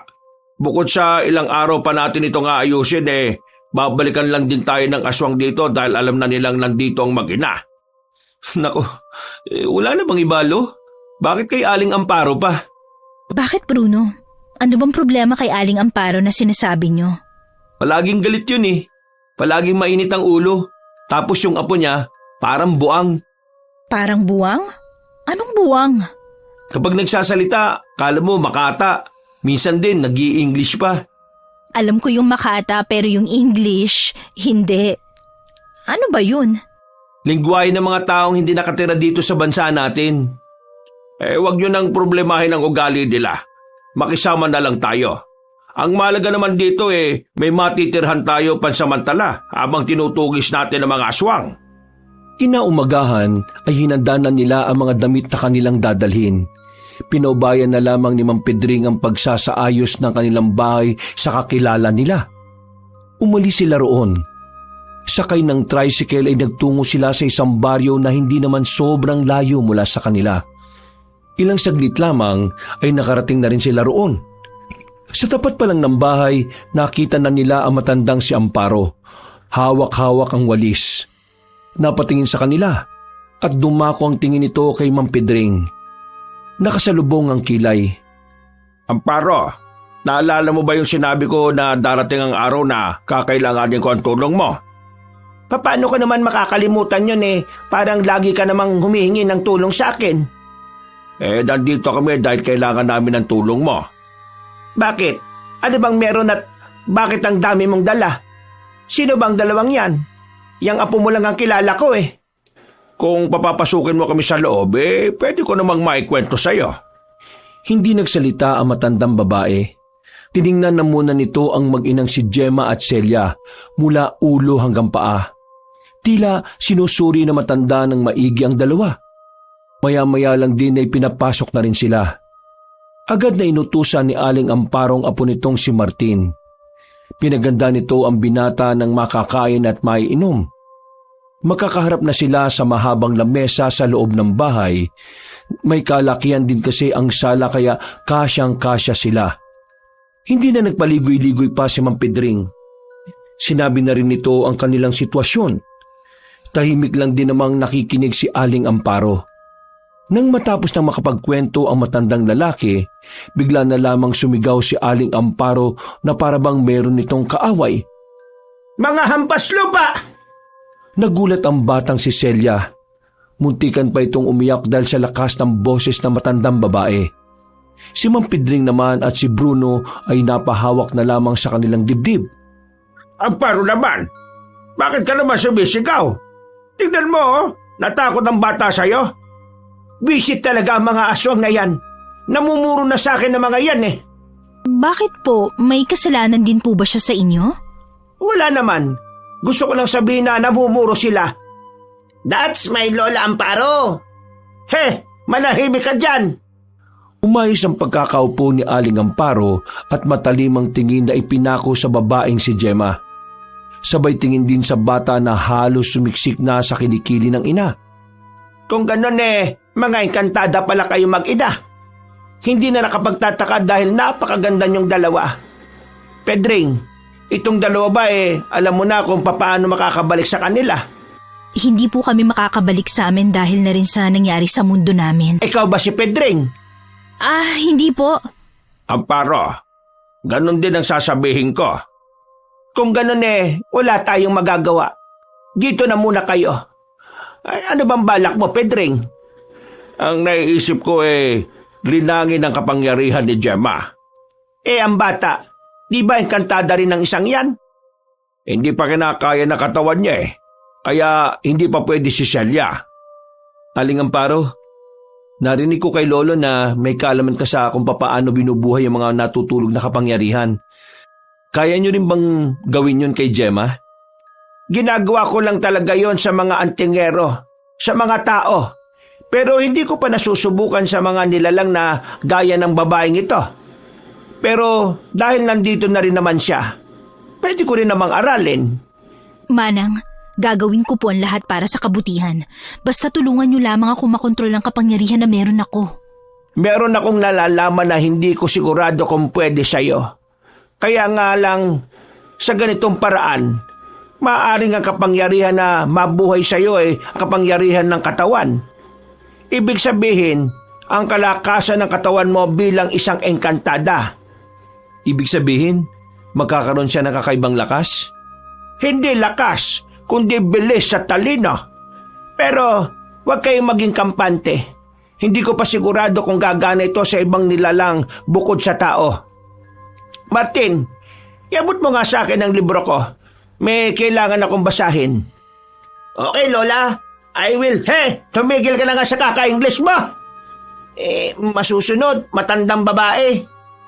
Umalis ang binatang si Martin at sa pagbabalik nito ay may dala na itong lumang libro. Malapad at parang kasing laki ng magasin. Sinuot na matandang babae ang salamin nito at ilang minutong nagbasa ng libro. Maya-maya lang biglang hinampas ng matanda ang libro ng malakas. Nagulat na naman sila pero sa pagkakataong ito ay hindi na natakot ang batang si Selena. Pwede ba kung may sasabihin ka huwag ka nang manggogolat? Pwede na nating simulan ng pagsasabuhay ng kapangyarihan mo bukas ng gabi, Iha. Gagawin ko ang makakaya ko para mapakinabangan natin ang pagiging engkantada mo. Pedring, kailangan nating maganda sa paparating na kaguluhan. Malapit na nating makaharap ang pinuno ng mga aswang. Si Abong Lako. Abong Lako? Anong klaseng pangalan yan? Nakakatawa ang pangalan niya pero kapag siya ang dumali, nakakatakot. Sinasabing itong si Abong Lako ang may kakayahang makapagritual sa Panginoon ng mga aswang. Ang tanging kailangan lang nila ay alay. At mukhang itong mag-ina nga ang kasagutan sa problema nila. Pero dahil nandito naman na itong dalawang ito, hindi natin hahayaang mangyari ang bagay na yon. Yan ang gusto ko sa iyo, Amparo Talagang maagas ka. Kung hindi lamang ako naawa sa bata hindi ko ito gagawin. Isa pa, ang babaeng ito ang pag-asa natin. Hindi natin kakayanin si Abong Lako. Dahil katulad ng mga engkantada, malakas din ang pinuno ng mga aswang. Matanong ko lang po, saan niyo po pala nakuha ang mga impormasyon na yan? Bakit? Nagdududa ka ba sa sinasabi ko? Hindi naman po, pero kailangan lang po natin makasiguro. Ang mga impormasyon ninyong narinig nasagap lahat ng aking lola mula sa isang lehitimong mang-iimbestiga na kapwa albularyo.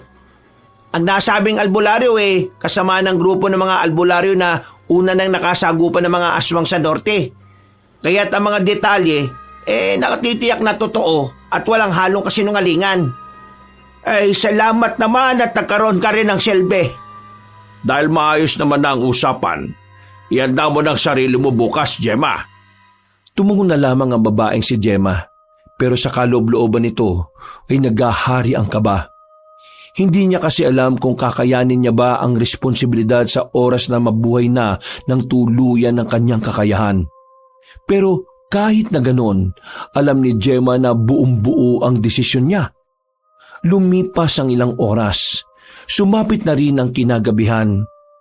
Sa halos kalahating araw na pananatili nila roon, masasabi ni Gemma na kahit papaano maayos din namang nakisama ang matandang si Amparo. Sadyang maingay at palasigaw lang talaga. Pero nararamdaman niya ang kabaitan nito sa kanilang mag-ina. Mama, bakit po si Aling Amparo laging sumisigaw? Kasi anak, ganun talaga ang ugali niya. Nakasigaw palagi. Pero hindi naman ibig sabihin na masungit siya o masama siyang tao. Intindihin mo na lang, ganun daw talaga ang tao kapag tumatanda na. Ganun po pala yun. Oo anak, kaya ikaw, matulog ka na sa kwarto na sinasabi ni Kuya Bruno mo. Dito ako sa labas magpapahangin lang ako. Pero mama, natatakot po ako Baka bumalik na naman po ang aswang. Hindi mo kailangan matakot anak, lalo na ngayon. Nadagdagan tayo ng bagong kakampi. Inaplos na lamang ng babae ang ulo ng kanyang anak. Ngumiti na lamang din ang bata at saka naglakad na rin patungo sa silid. Umupo na muna ang babaeng si Gemma sa gilid ng bahay. Dumating si Bruno at tumabito sa kanya. Umusog naman ng bahagya si Gemma. Bruno, maraming salamat Salamat saan? Sa lahat ng kabaitan nyo. Kung hindi nyo kami tinulungan nung gabing malakas ang ulan, baka ngayon wala na kami. Nakapagpasalamat ka na noon pa. Di mo na kailangan pang ulitin. Sadyang masaya lang ako kasi hindi ko inakala na magagawa nyo kaming tanggapin kahit na hindi naman kami tao ng anak ko. Siguro kung sa iba namin sinabi ang tungkol sa katauhan namin, baka sinaktan nila kami, pinagsamantalahan o kaya ginawang alipin. Isipin mo na lang na mayroong plano ang Diyos para ipagtagpo ang landas natin. Diyos? Bakit? Wala ba kayong Diyos sa biringan? Wala. Ang meron kami, mga hari. Sila ang naglalaban para sa kapangyarihan. Walang Diyos na kinikilala. Dito sa mundo ng mga tao, meron kaming Diyos na kinikilala. Ang Diyos ang lumikha ng lahat. Lahat ng nakikita mo sa mundo, siya ang may gawa. Siya rin ang gumagabay sa mga tao. Siya rin ang kasama natin sa pakikipaglaban natin sa kasamaan. Nakakatuwa pala talaga maging tao dito. Meron kayong kinatatakutan. Sa amin wala eh. Kaya kahit na sino, maaaring manakit. Kahit na sino, maaaring pumaslang. Huwag ka mag-alala. Habang nandito kayo sa mundo namin mga tao, ipaparanas namin sa inyo kung papaano ang normal na buhay. Maliban na lang ngayon na may problema pa tayo sa aswang ha. Natawa na lamang sila pareho. Magsasalita pa sana si Gemma nang bigla namang dumating ang binatang si Martin. Napakamot na lamang sa ulo si Bruno. Magandang gabi, Binibini. Maaari ko bang malaman ang maganda mong pangalan na siyang umaakma sa iyong kagandahang muka? Gemma na lang ang itawag mo sa akin. Iyon ang naging pangalan ko mula nung manirahan kami rito sa mundo nyo. Gemma. Kay gandang pangalan. Ang pangalan ko nga pala ay Martin. Nagmula ang aking pangalan sa isang... May sasabihin ka bang mahalaga? Kasi matutulog na si Gemma eh. Huwag mo nang abalahin. Maaari ko bang malaman kung anong yung ugnayan sa binibining ito? Oo, kalma lang. Para naman tong sumbong kita sa lola ko. Bigwasan kita dyan eh. Kala mo nakakalimutan ko ng ginawa mo sa akin nung nakaraan ha. Hindi tayo close ha. Pero pinagmukha mo akong hindi nakakaintindi ng English sa harapan ng mga babae. Isang buwan na ang nakalipas ha. Di pa rin ba nakaka-move on? Move onin mo mukha mo. Sige na Gemma, pumasok ka na sa loob. Kapag ginulo ka pa ng mokong na ito, isumbong mo kay Aling Amparo ha. Pasensya ka na Martina, pero kailangan ko na kasing magpahinga. Di mo kailangan humingi ng paumanhin, Binibini. Oo, tama na. Dami mo pang satsat eh. Natatawa na lamang na pumasok ng bahay ang babaeng si Gemma. Natulog na lamang siya katabi ng anak. Kinabukasan ay maaga silang nagising. Hindi dahil sa tilaok ng mga manok. Hindi rin dahil ginising sila dahil kailangan na nilang mag-almusal. Nagising sila sa iyakan ng mga tao sa labas. Mga sigawan, mga nagwawalang damdamin. Nang makabangon ang babaeng si Gemma, agad siyang sumilip sa labas. Sa katapat nilang bakuran, kumpulan ng mga tao. At ang ibang mga nagiiyakan ay nasa bakuran nila Aling Amparo. Nagmamakaawa ang isang ali kay Aling Amparo na parabang meron itong hinihinging pabor. Hindi ako Diyos para ibalik ang buhay ng asawa mong namatay. Oo nga't isa akong mahusay na albularyo sa baryong ito. Pero isa lang din akong tao. Kaya huwag kang lumuhod sa akin para gawan ko ng paraan ng problema mo. Kitang-kita mo ng kasagutan eh. Hindi na mabubuhay ang asawa mo kahit na umiyak ka pa ng dugo. Lola, magdaan-daan ka naman sa sinasabi mo. Namatayan yung tao eh. Wawa, tumino ka rin magsalita ah. Magdahan-dahan? Anong gusto mong sabihin ko sa umiiyak na ito? Na may pag-asa pang mabuhay ang asawa niya kahit lasog-lasog na ang katawan?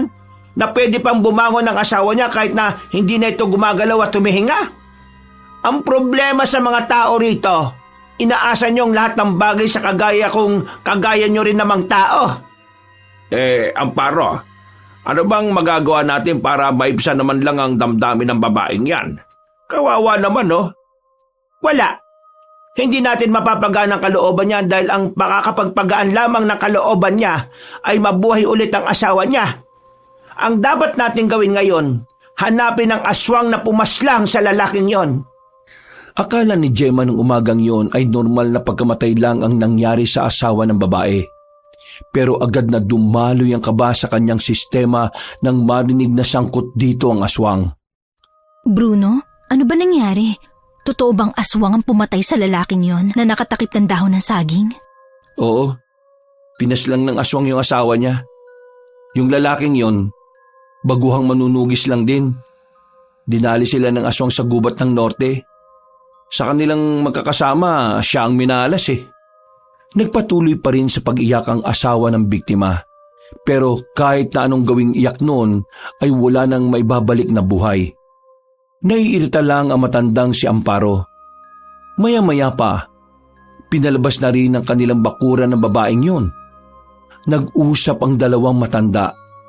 Pagdating naman ng tanghali, may mga dumating na iba pang albularyo. Dito na nalaman ni Gemma na si Aling Amparo pala ay isa rin pala sa mga pinuno ng mga albularyo sa baryong yon. Nang sumapit naman ang hapon, natahimik na rin ang buong paligid. Tila namayani ang mga anghel sa mga sandaling yon. Tulala lamang ang dalawang matanda sa labas habang malalim ang iniisip. Sa kabila ng mga nangyari nung umaga, hindi mapipigil ang paglilinang na gagawin nila ni Aling Amparo. Nang kumagat na rin ang dilim, magkakasama silang nagtungo sa kagubatan.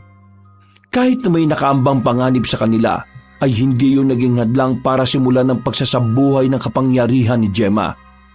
Lola, it is weird that... Hoy, magtagalog ka! Wala ka na nga makain, English ka pa ng English!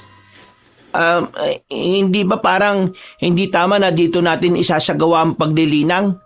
Samantalang, batid naman natin na ang mga kampo ng kadiliman maaaring sumalakay sa mga sandaling ito. Kalikasan ng pinakamagandang kaagapay sa pagsasabuhay ng kapangyarihan. Kayo na ang bahala sa paligid kung may darating na kalaban. Lumapit na si Gemma sa matandang Amparo. Habang ang tatlong lalaki naman ay nagbabantay lamang sa paligid. Naglatag ng itim na tela ang matandang babae. Si Gemma naman ay umupo sa gitna ng telang yon. Ano pong gagawin niyo? Kailangan natin makipag-ugnayan sa ibang elemento na narito. Matutulungan nila tayo para buhayin ang kapangyarihan mo. Ang totoo niyan, sa mga antingero ko lang ito ginagawa. Nalalagay sa panganib ang mga buhay nila dahil dito.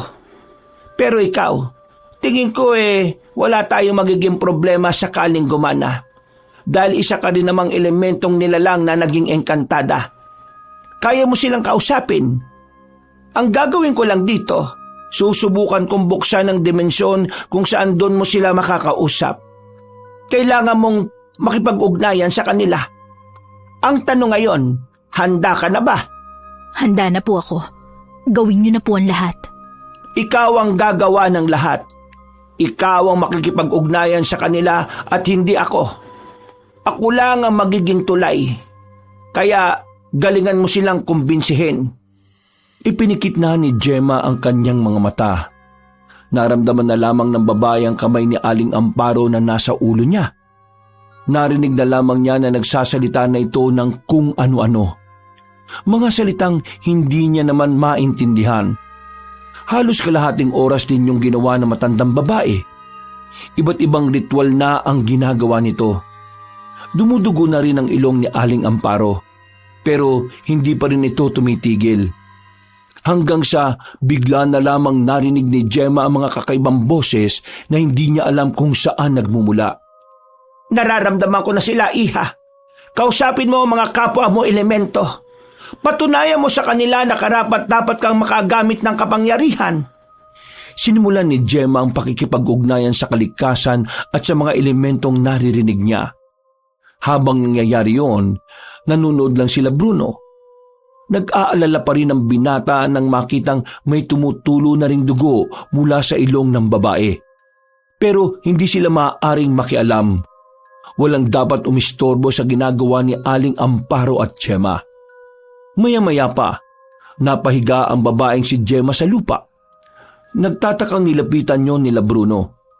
Habang si Aling Amparo naman, tila naniga sa kinatatayuan. Nanlalaki ang mga mata nito at hindi makapaniwala. Amparo, ano problema? Bakit nawalan siya ng malay? Natapos na ba ang pakikipag-usap niya sa mga elemento at sa kalikasan? Hindi natapos. wala pa sa kalahati. Merong kasing humadlang. Sinong umadlang? Nandito na siya, si Abong Lako. Napalingon sila sa likod. Nang tutukan nila yun ng ilaw, nakita nila ang isang matandang nakasandal sa katawan ng malaking puno. Ang suot nito ay parang kagaya ng suot ng mga prayle noong unang panahon ng Kastila. Seryoso lamang itong nakatingin sa kanila. Ianda niyo ang sarili ninyo. Kakaiba ang lakas niya. May kapangyarihan din siya. Hindi natin siya kakayanin. Hindi tayo pwedeng umatras. Wala ka bang brain? Hindi natin siya kaya, no? Mamamatay lang din tayo. Mas maganda ng mamatay ng lumalaban kaysa mamatay habang tumatakbo palayo para tumakas.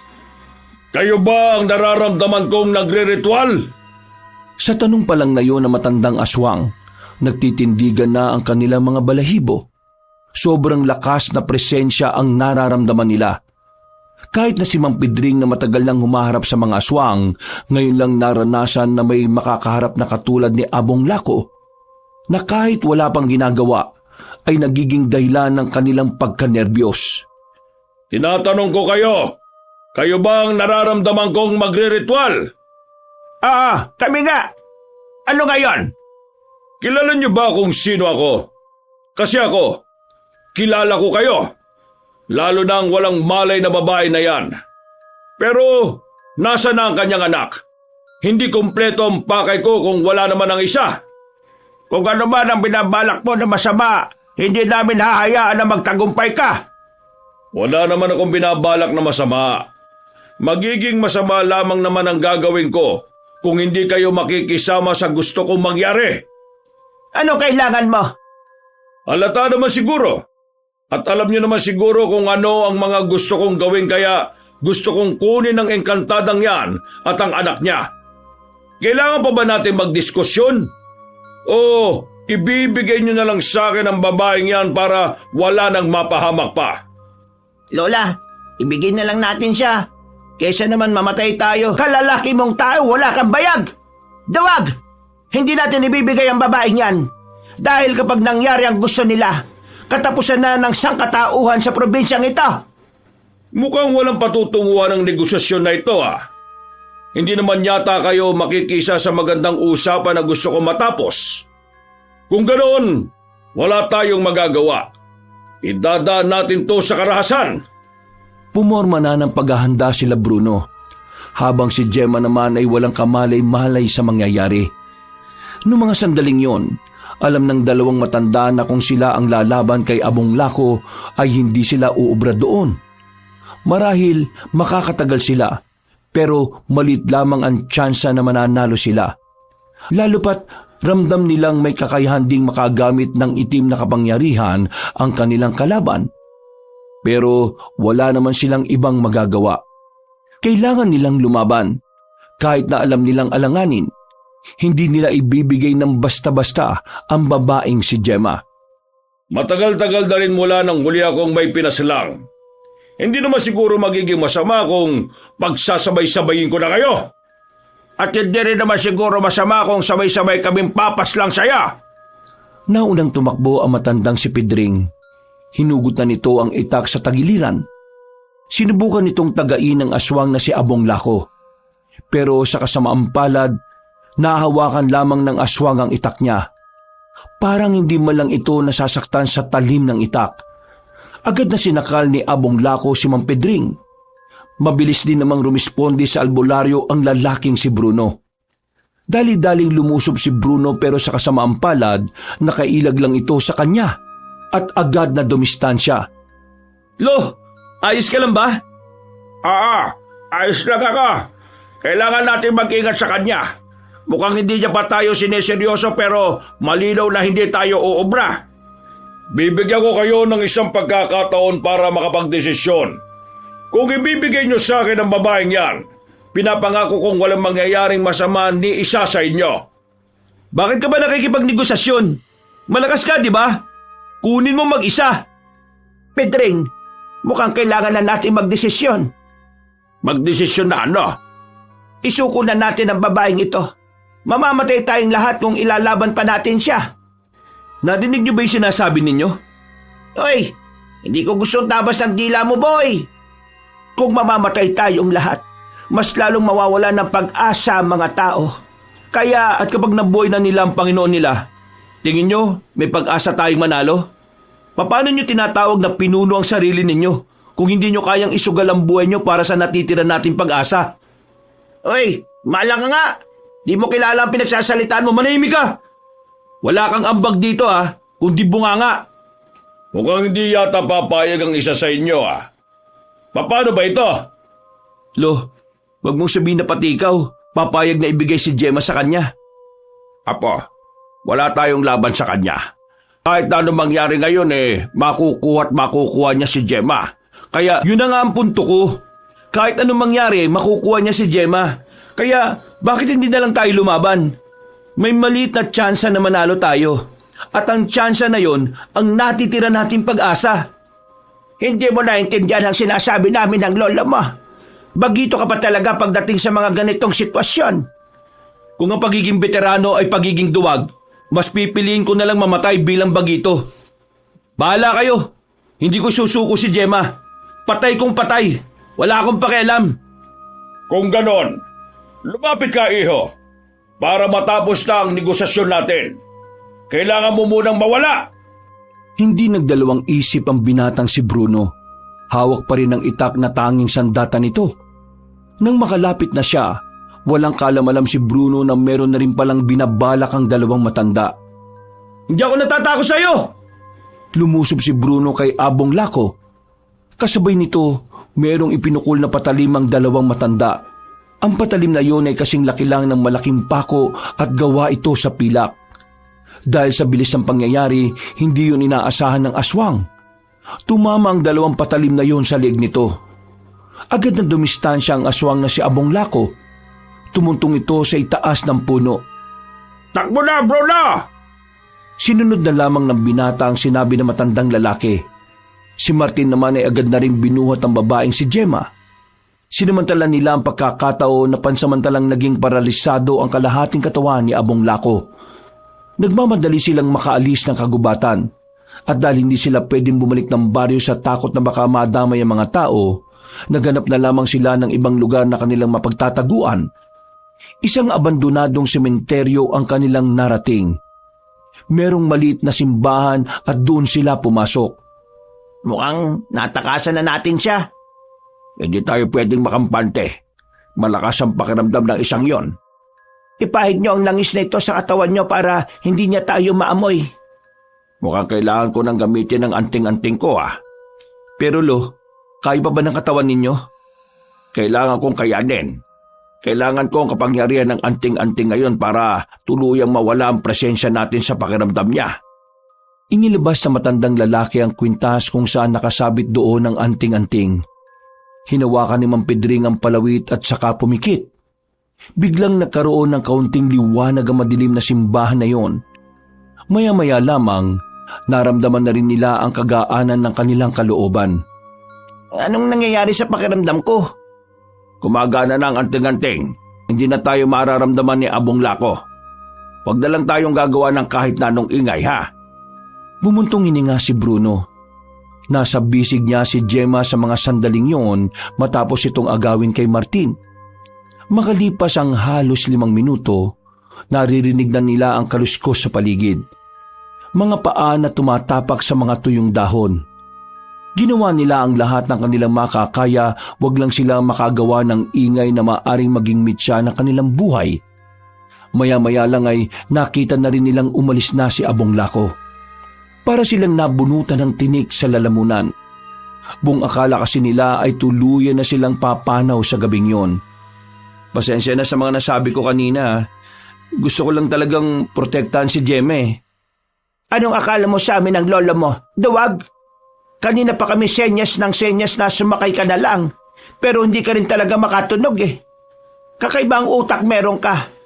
Buti na lang, gumana pa rin ang plano namin ni Pedring. Ibig sabihin, hindi nyo talaga balak na isuko si Gemma? Isa ka pang inutil ka Bruno, Apo. Wala kaming balak ni Amparo na sumuko. Matatanda na kami. Wala na kaming takot mamatay. Kung kinakailangan na magbuwis ng buhay para sa tungkulin, gagawin namin yon. Kaya sa susunod naman, tingin-tingin ka rin sa senyas. Masyado kang emosyonal Oo na, kaya nga humihingi na nga ako ng paumanhin sa inyo Ay sige, tama na yan. Ang isipin na lang natin ay kung papaano ang susunod nating gagawin. Hindi na namin may tutuloy ang ginawa namin ng babaeng ito. Napakadelikado. Ano mang magawa nating ritual, nararamdaman ng lokong yon. Dumito na muna tayo. Hindi tayo pwedeng lumabas dito. Dito lang gumagana ang kapangyarihan ng anting-anting. Lo, paano si Celia? Hindi tayo makakasiguro na nasa maayos lang siyang kalagayan. Hindi natin alam kung kaya siyang protektahan nila Aling Irma. Kailangan ko siyang kunin doon. Masyadong delikado ang naiisip mo, Bruno. Kapag umalis ka ng simbahan na ito, malaki ang tsansa na maramdaman ka niya. At kapag naramdaman ka ni Abong Lako, alam mo na kung ano ang kasunod nun. Tandaan mo, hindi siya pangkaraniwang aswang. May kapangyarihan din siyang ginagamit. Habang ikaw, pangkaraniwang tao ka lang, ni wala kang ang anting-anting. Bruno, tama si Amparo. Mapapahamak ka lang. Bakit hindi na lang tayo magtiwala kina Irma? Magagaling din naman silang albularyo. Madiskarte sila. Mapoprotektahan nila ang bata. Huminga na lamang na malalim si Bruno ng mga sandaling yon. Pinilit na lamang nitong ikalma ang kanyang sarili. Dahil hindi naman sila maaaring umalis, sinubukan na lamang nilang magpahinga. Dahil sa pagod at sakit ng katawan, agad-agad din naman silang nakatulog. 7:00 na ng umaga nang magising sila. Nagtataka sila nang makitang wala na si Gemma. Lo, gising! Gumising kayo! Si Gemma nawawala! Naalarma sila noong umagang yon. Wala sa loob ng lumang simbahan ng babae, kaya agad silang lumabas. Kampante silang hindi na sila mararamdaman ni Abong Lako dahil iniisip nilang wala na yun sa kagubatan. Hinahanap nila ang babaeng si Gemma. Naglalakad-lakad sila hanggang sa makarating na nga sila sa isang ilog. Sa malaking bato, natanaw nilang nakaupo roon si Gemma. Agad naman nila itong nilapitan. Gemma, ano ka ba naman? Nag-alala kami sa'yo. Akala naman namin kung ano nang nangyari sa'yo. Hindi sumagot sa kanila ang babae. Nakapikit lamang ito. Sumenya sa kanila si Mang Pedring. Marahan silang lumayo roon. Huwag na natin siyang guluhin. Ano bang ginagawa niya? Amparo, mukhang nagawa ninyo. Sinusubukan niyang damhin ang kapangyarihan niya. Nakaramdam sila ng malakas na hangin. Napansin din nila na parang tumigil ang agos ng tubig sa ilog.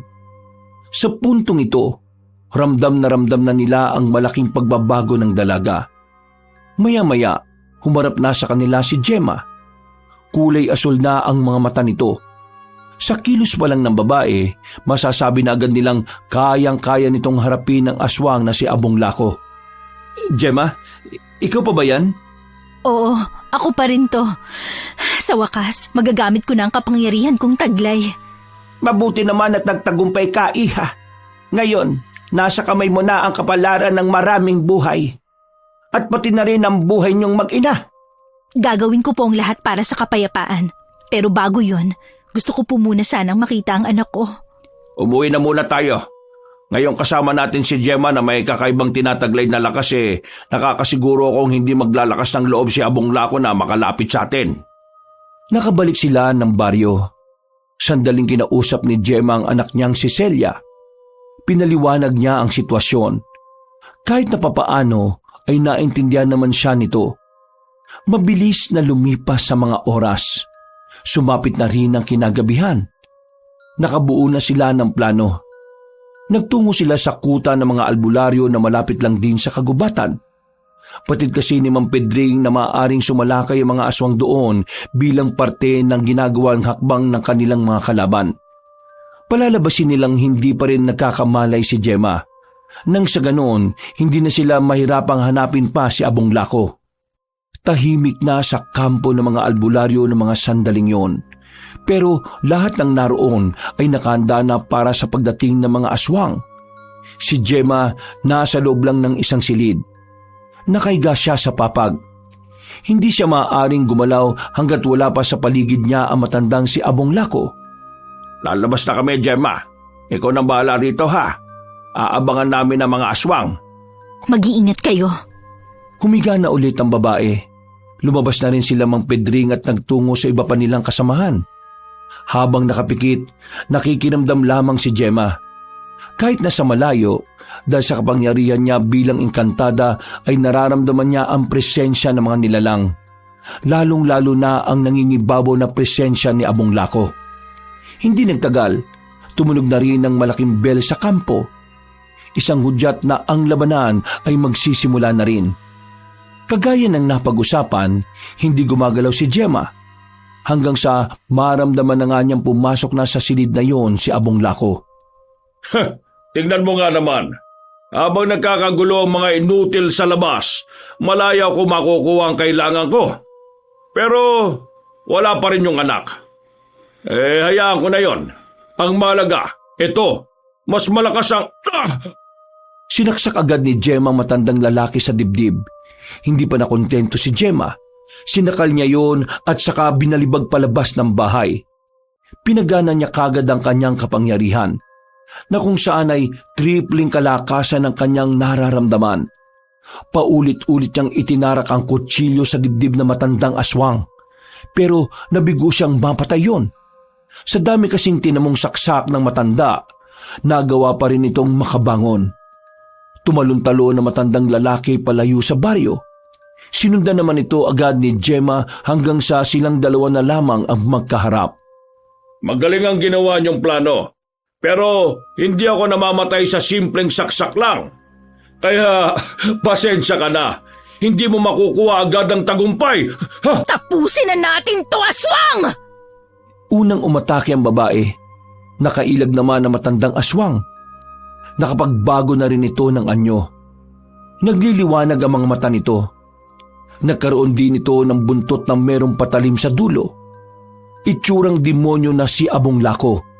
Pero kahit na ganoon, walang nararamdamang kahit na kaunting takot ang babaeng si Gemma. Nagsimula ang laban. Gumamit na rin ang kapangyarihan ng pinuno ng mga aswang. Bigla na lamang hindi maigalaw ni Gemma ang kaliwang binti niya. Parang nawalan ng lakas. Dahil dito, nahirapan siyang gumalaw. Pagtingin niya sa gilid, nakaabang ang kalmot ni Abong Lako. Nasulon niya yon kaya tinamaan siya sa tagiliran. Agad na umagos ang dugo. Pero hindi yun ininda ni Gemma. Pinagpatuloy niya ang pakikipaglaban at sadyang mapanlinlang ang kanyang kalaban. Dahil sa mga sumunod na sandali, ginamitan naman siya nito ng ilusyon. Nasaan ako? Nandito ka sa mundo ko. Hindi. Isa lang tong ilusyon. Ilusyon na hindi mo kayang takasan, iha. Pero huwag ka mag-alala. Hindi naman kita papaslangin dito. May iwan lang ang isipan mo rito. Habang sa realidad, unti-unti na kitang inaalay sa aming Panginoon. Anong akala mo sa isang engkantadang kagaya ko? Mahinang nilalang? Masyado mo yata akong minamaliit. Hindi porke babae at engkanto lang ang lahing pinagmulan ko, magiging kampante ka ng kaya mong gawin ang lahat sa akin. Nagkakamali ka. Kahit anong sabihin mo, wala ka na magagawa. Makukulong ang utak mo sa lugar na ito. Habang nangyayari naman ang hindi mo gustong mangyari. Diyan ka nagkakamali. Biglang umilaw din ang mga mata ng babaeng si Gemma. Pagkatapos nito, unti-unting nabura ang ilusyon na ginawa ni Abong Lako. Nanlalaki ang mga mata ng matandang aswang. Hindi ito makapaniwala na ang pinakamataas na level ng ilusyon ay nagawang wasakin ng babae ng walang kahirap-hirap. Ha? Anong? Ikaw ang nilinlang ko. Naniwala ka sa paniniwalang hindi ko kayang makawala sa kagagawan mo. Pero mali ka! Mali ka!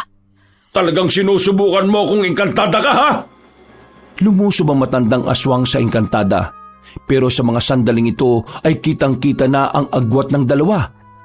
Ngayon na siguro na ni Gemma na ang mga kapangyarihan na ginamit ni Abong Lako ay kaya niyang tapatan. Nakakasiguro na rin siyang kaya na rin niya itong talunin. Wala ka ng ibang kayang gawin. Wala ka ng kapangyarihan na maaaring makatalo sa akin.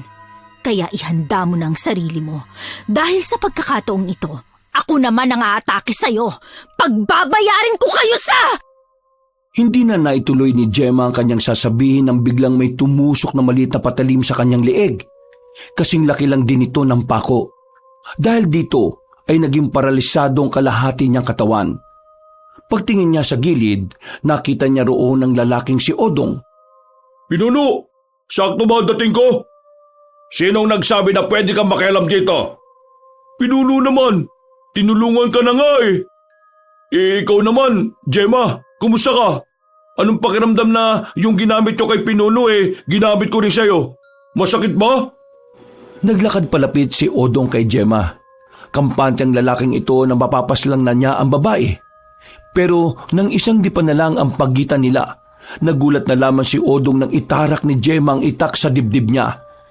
Ito ay para sa asawa kong pinaslang mo at para na rin sa lahat ng biniktima mo! Sa isang iglap lang, napatay ni Gemma ang lalaking si Odong.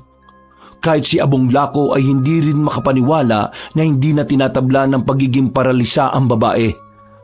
Humanda ka! Ikaw ang maganda dahil dadalhin pa kita sa harapan ng aming Panginoon! Nagsalubong ang dalawa sa ere. Buong lakas ang ginamit ni Gemma. Kasama niyang umangat ang hangin, habang si Abong Lako naman ay may kung anong itim na usok ang nasa likuran nito. Nang magsalpukan sila sa ere, naunang bumagsak ang matandang aswang. Nang sumunod naman si Gemma, hawak-hawak na nito ang puso ng pinuno ng mga aswang. Dilat na namatay si Abong Lako. Dahil sa pagkamatay ng tinuturing na pinuno, pinanghinaan na rin ng loob ang mga natitirang aswang. Hanggang sa tuluyan nang naubos sa mga yon. Natalo nila ang mga aswang at napatay naman ni Gemma ang sinaunang aswang na si Abong Lako. Napangiti na lamang ang babae nang bumagsak na rin ang katawan niya sa lupa. Hinang-hina siya. Naubos ang lahat ng lakas niya sa pakikipaglaban. Nanlabo na ang kanyang paningin. Bago siya mawala ng malay, nakita niya pa ang mukha nila Bruno. Mama? Mama, gising ka na! Maya-maya pa, bigla siyang niyakap ng kanyang anak. Tuwang-tuwa ang bata. Napangiti na lang din siya dahil mukha agad ni Celia ang kanyang nakita. Sa gilid niya, naroon naman ang maglolong Bruno at Pedring. Sa kabilang banda naman ay naroon si Aling Amparo at si Martino. Maraming salamat sa inyo. Hindi ko na alam kung ano ang mga nangyari. Gemma, natalo mo si Abong Lako. Nanalo na tayo sa laban. Pinahanga mo ko, iha. Tunay ngang hindi ka basta-basta engkantada. Kakaiba ka. Yep, that's right. Gemma, ngayong wala lang kalaban natin, ano nang balak mo?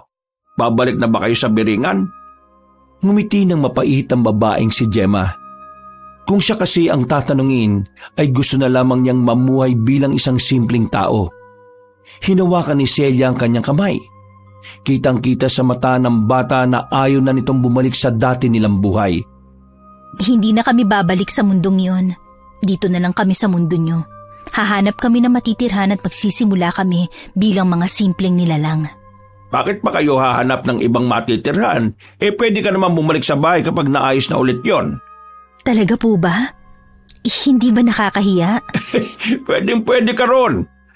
Maninibago kami kapag nawala ka. Lalong-lalo na itong si Bruno.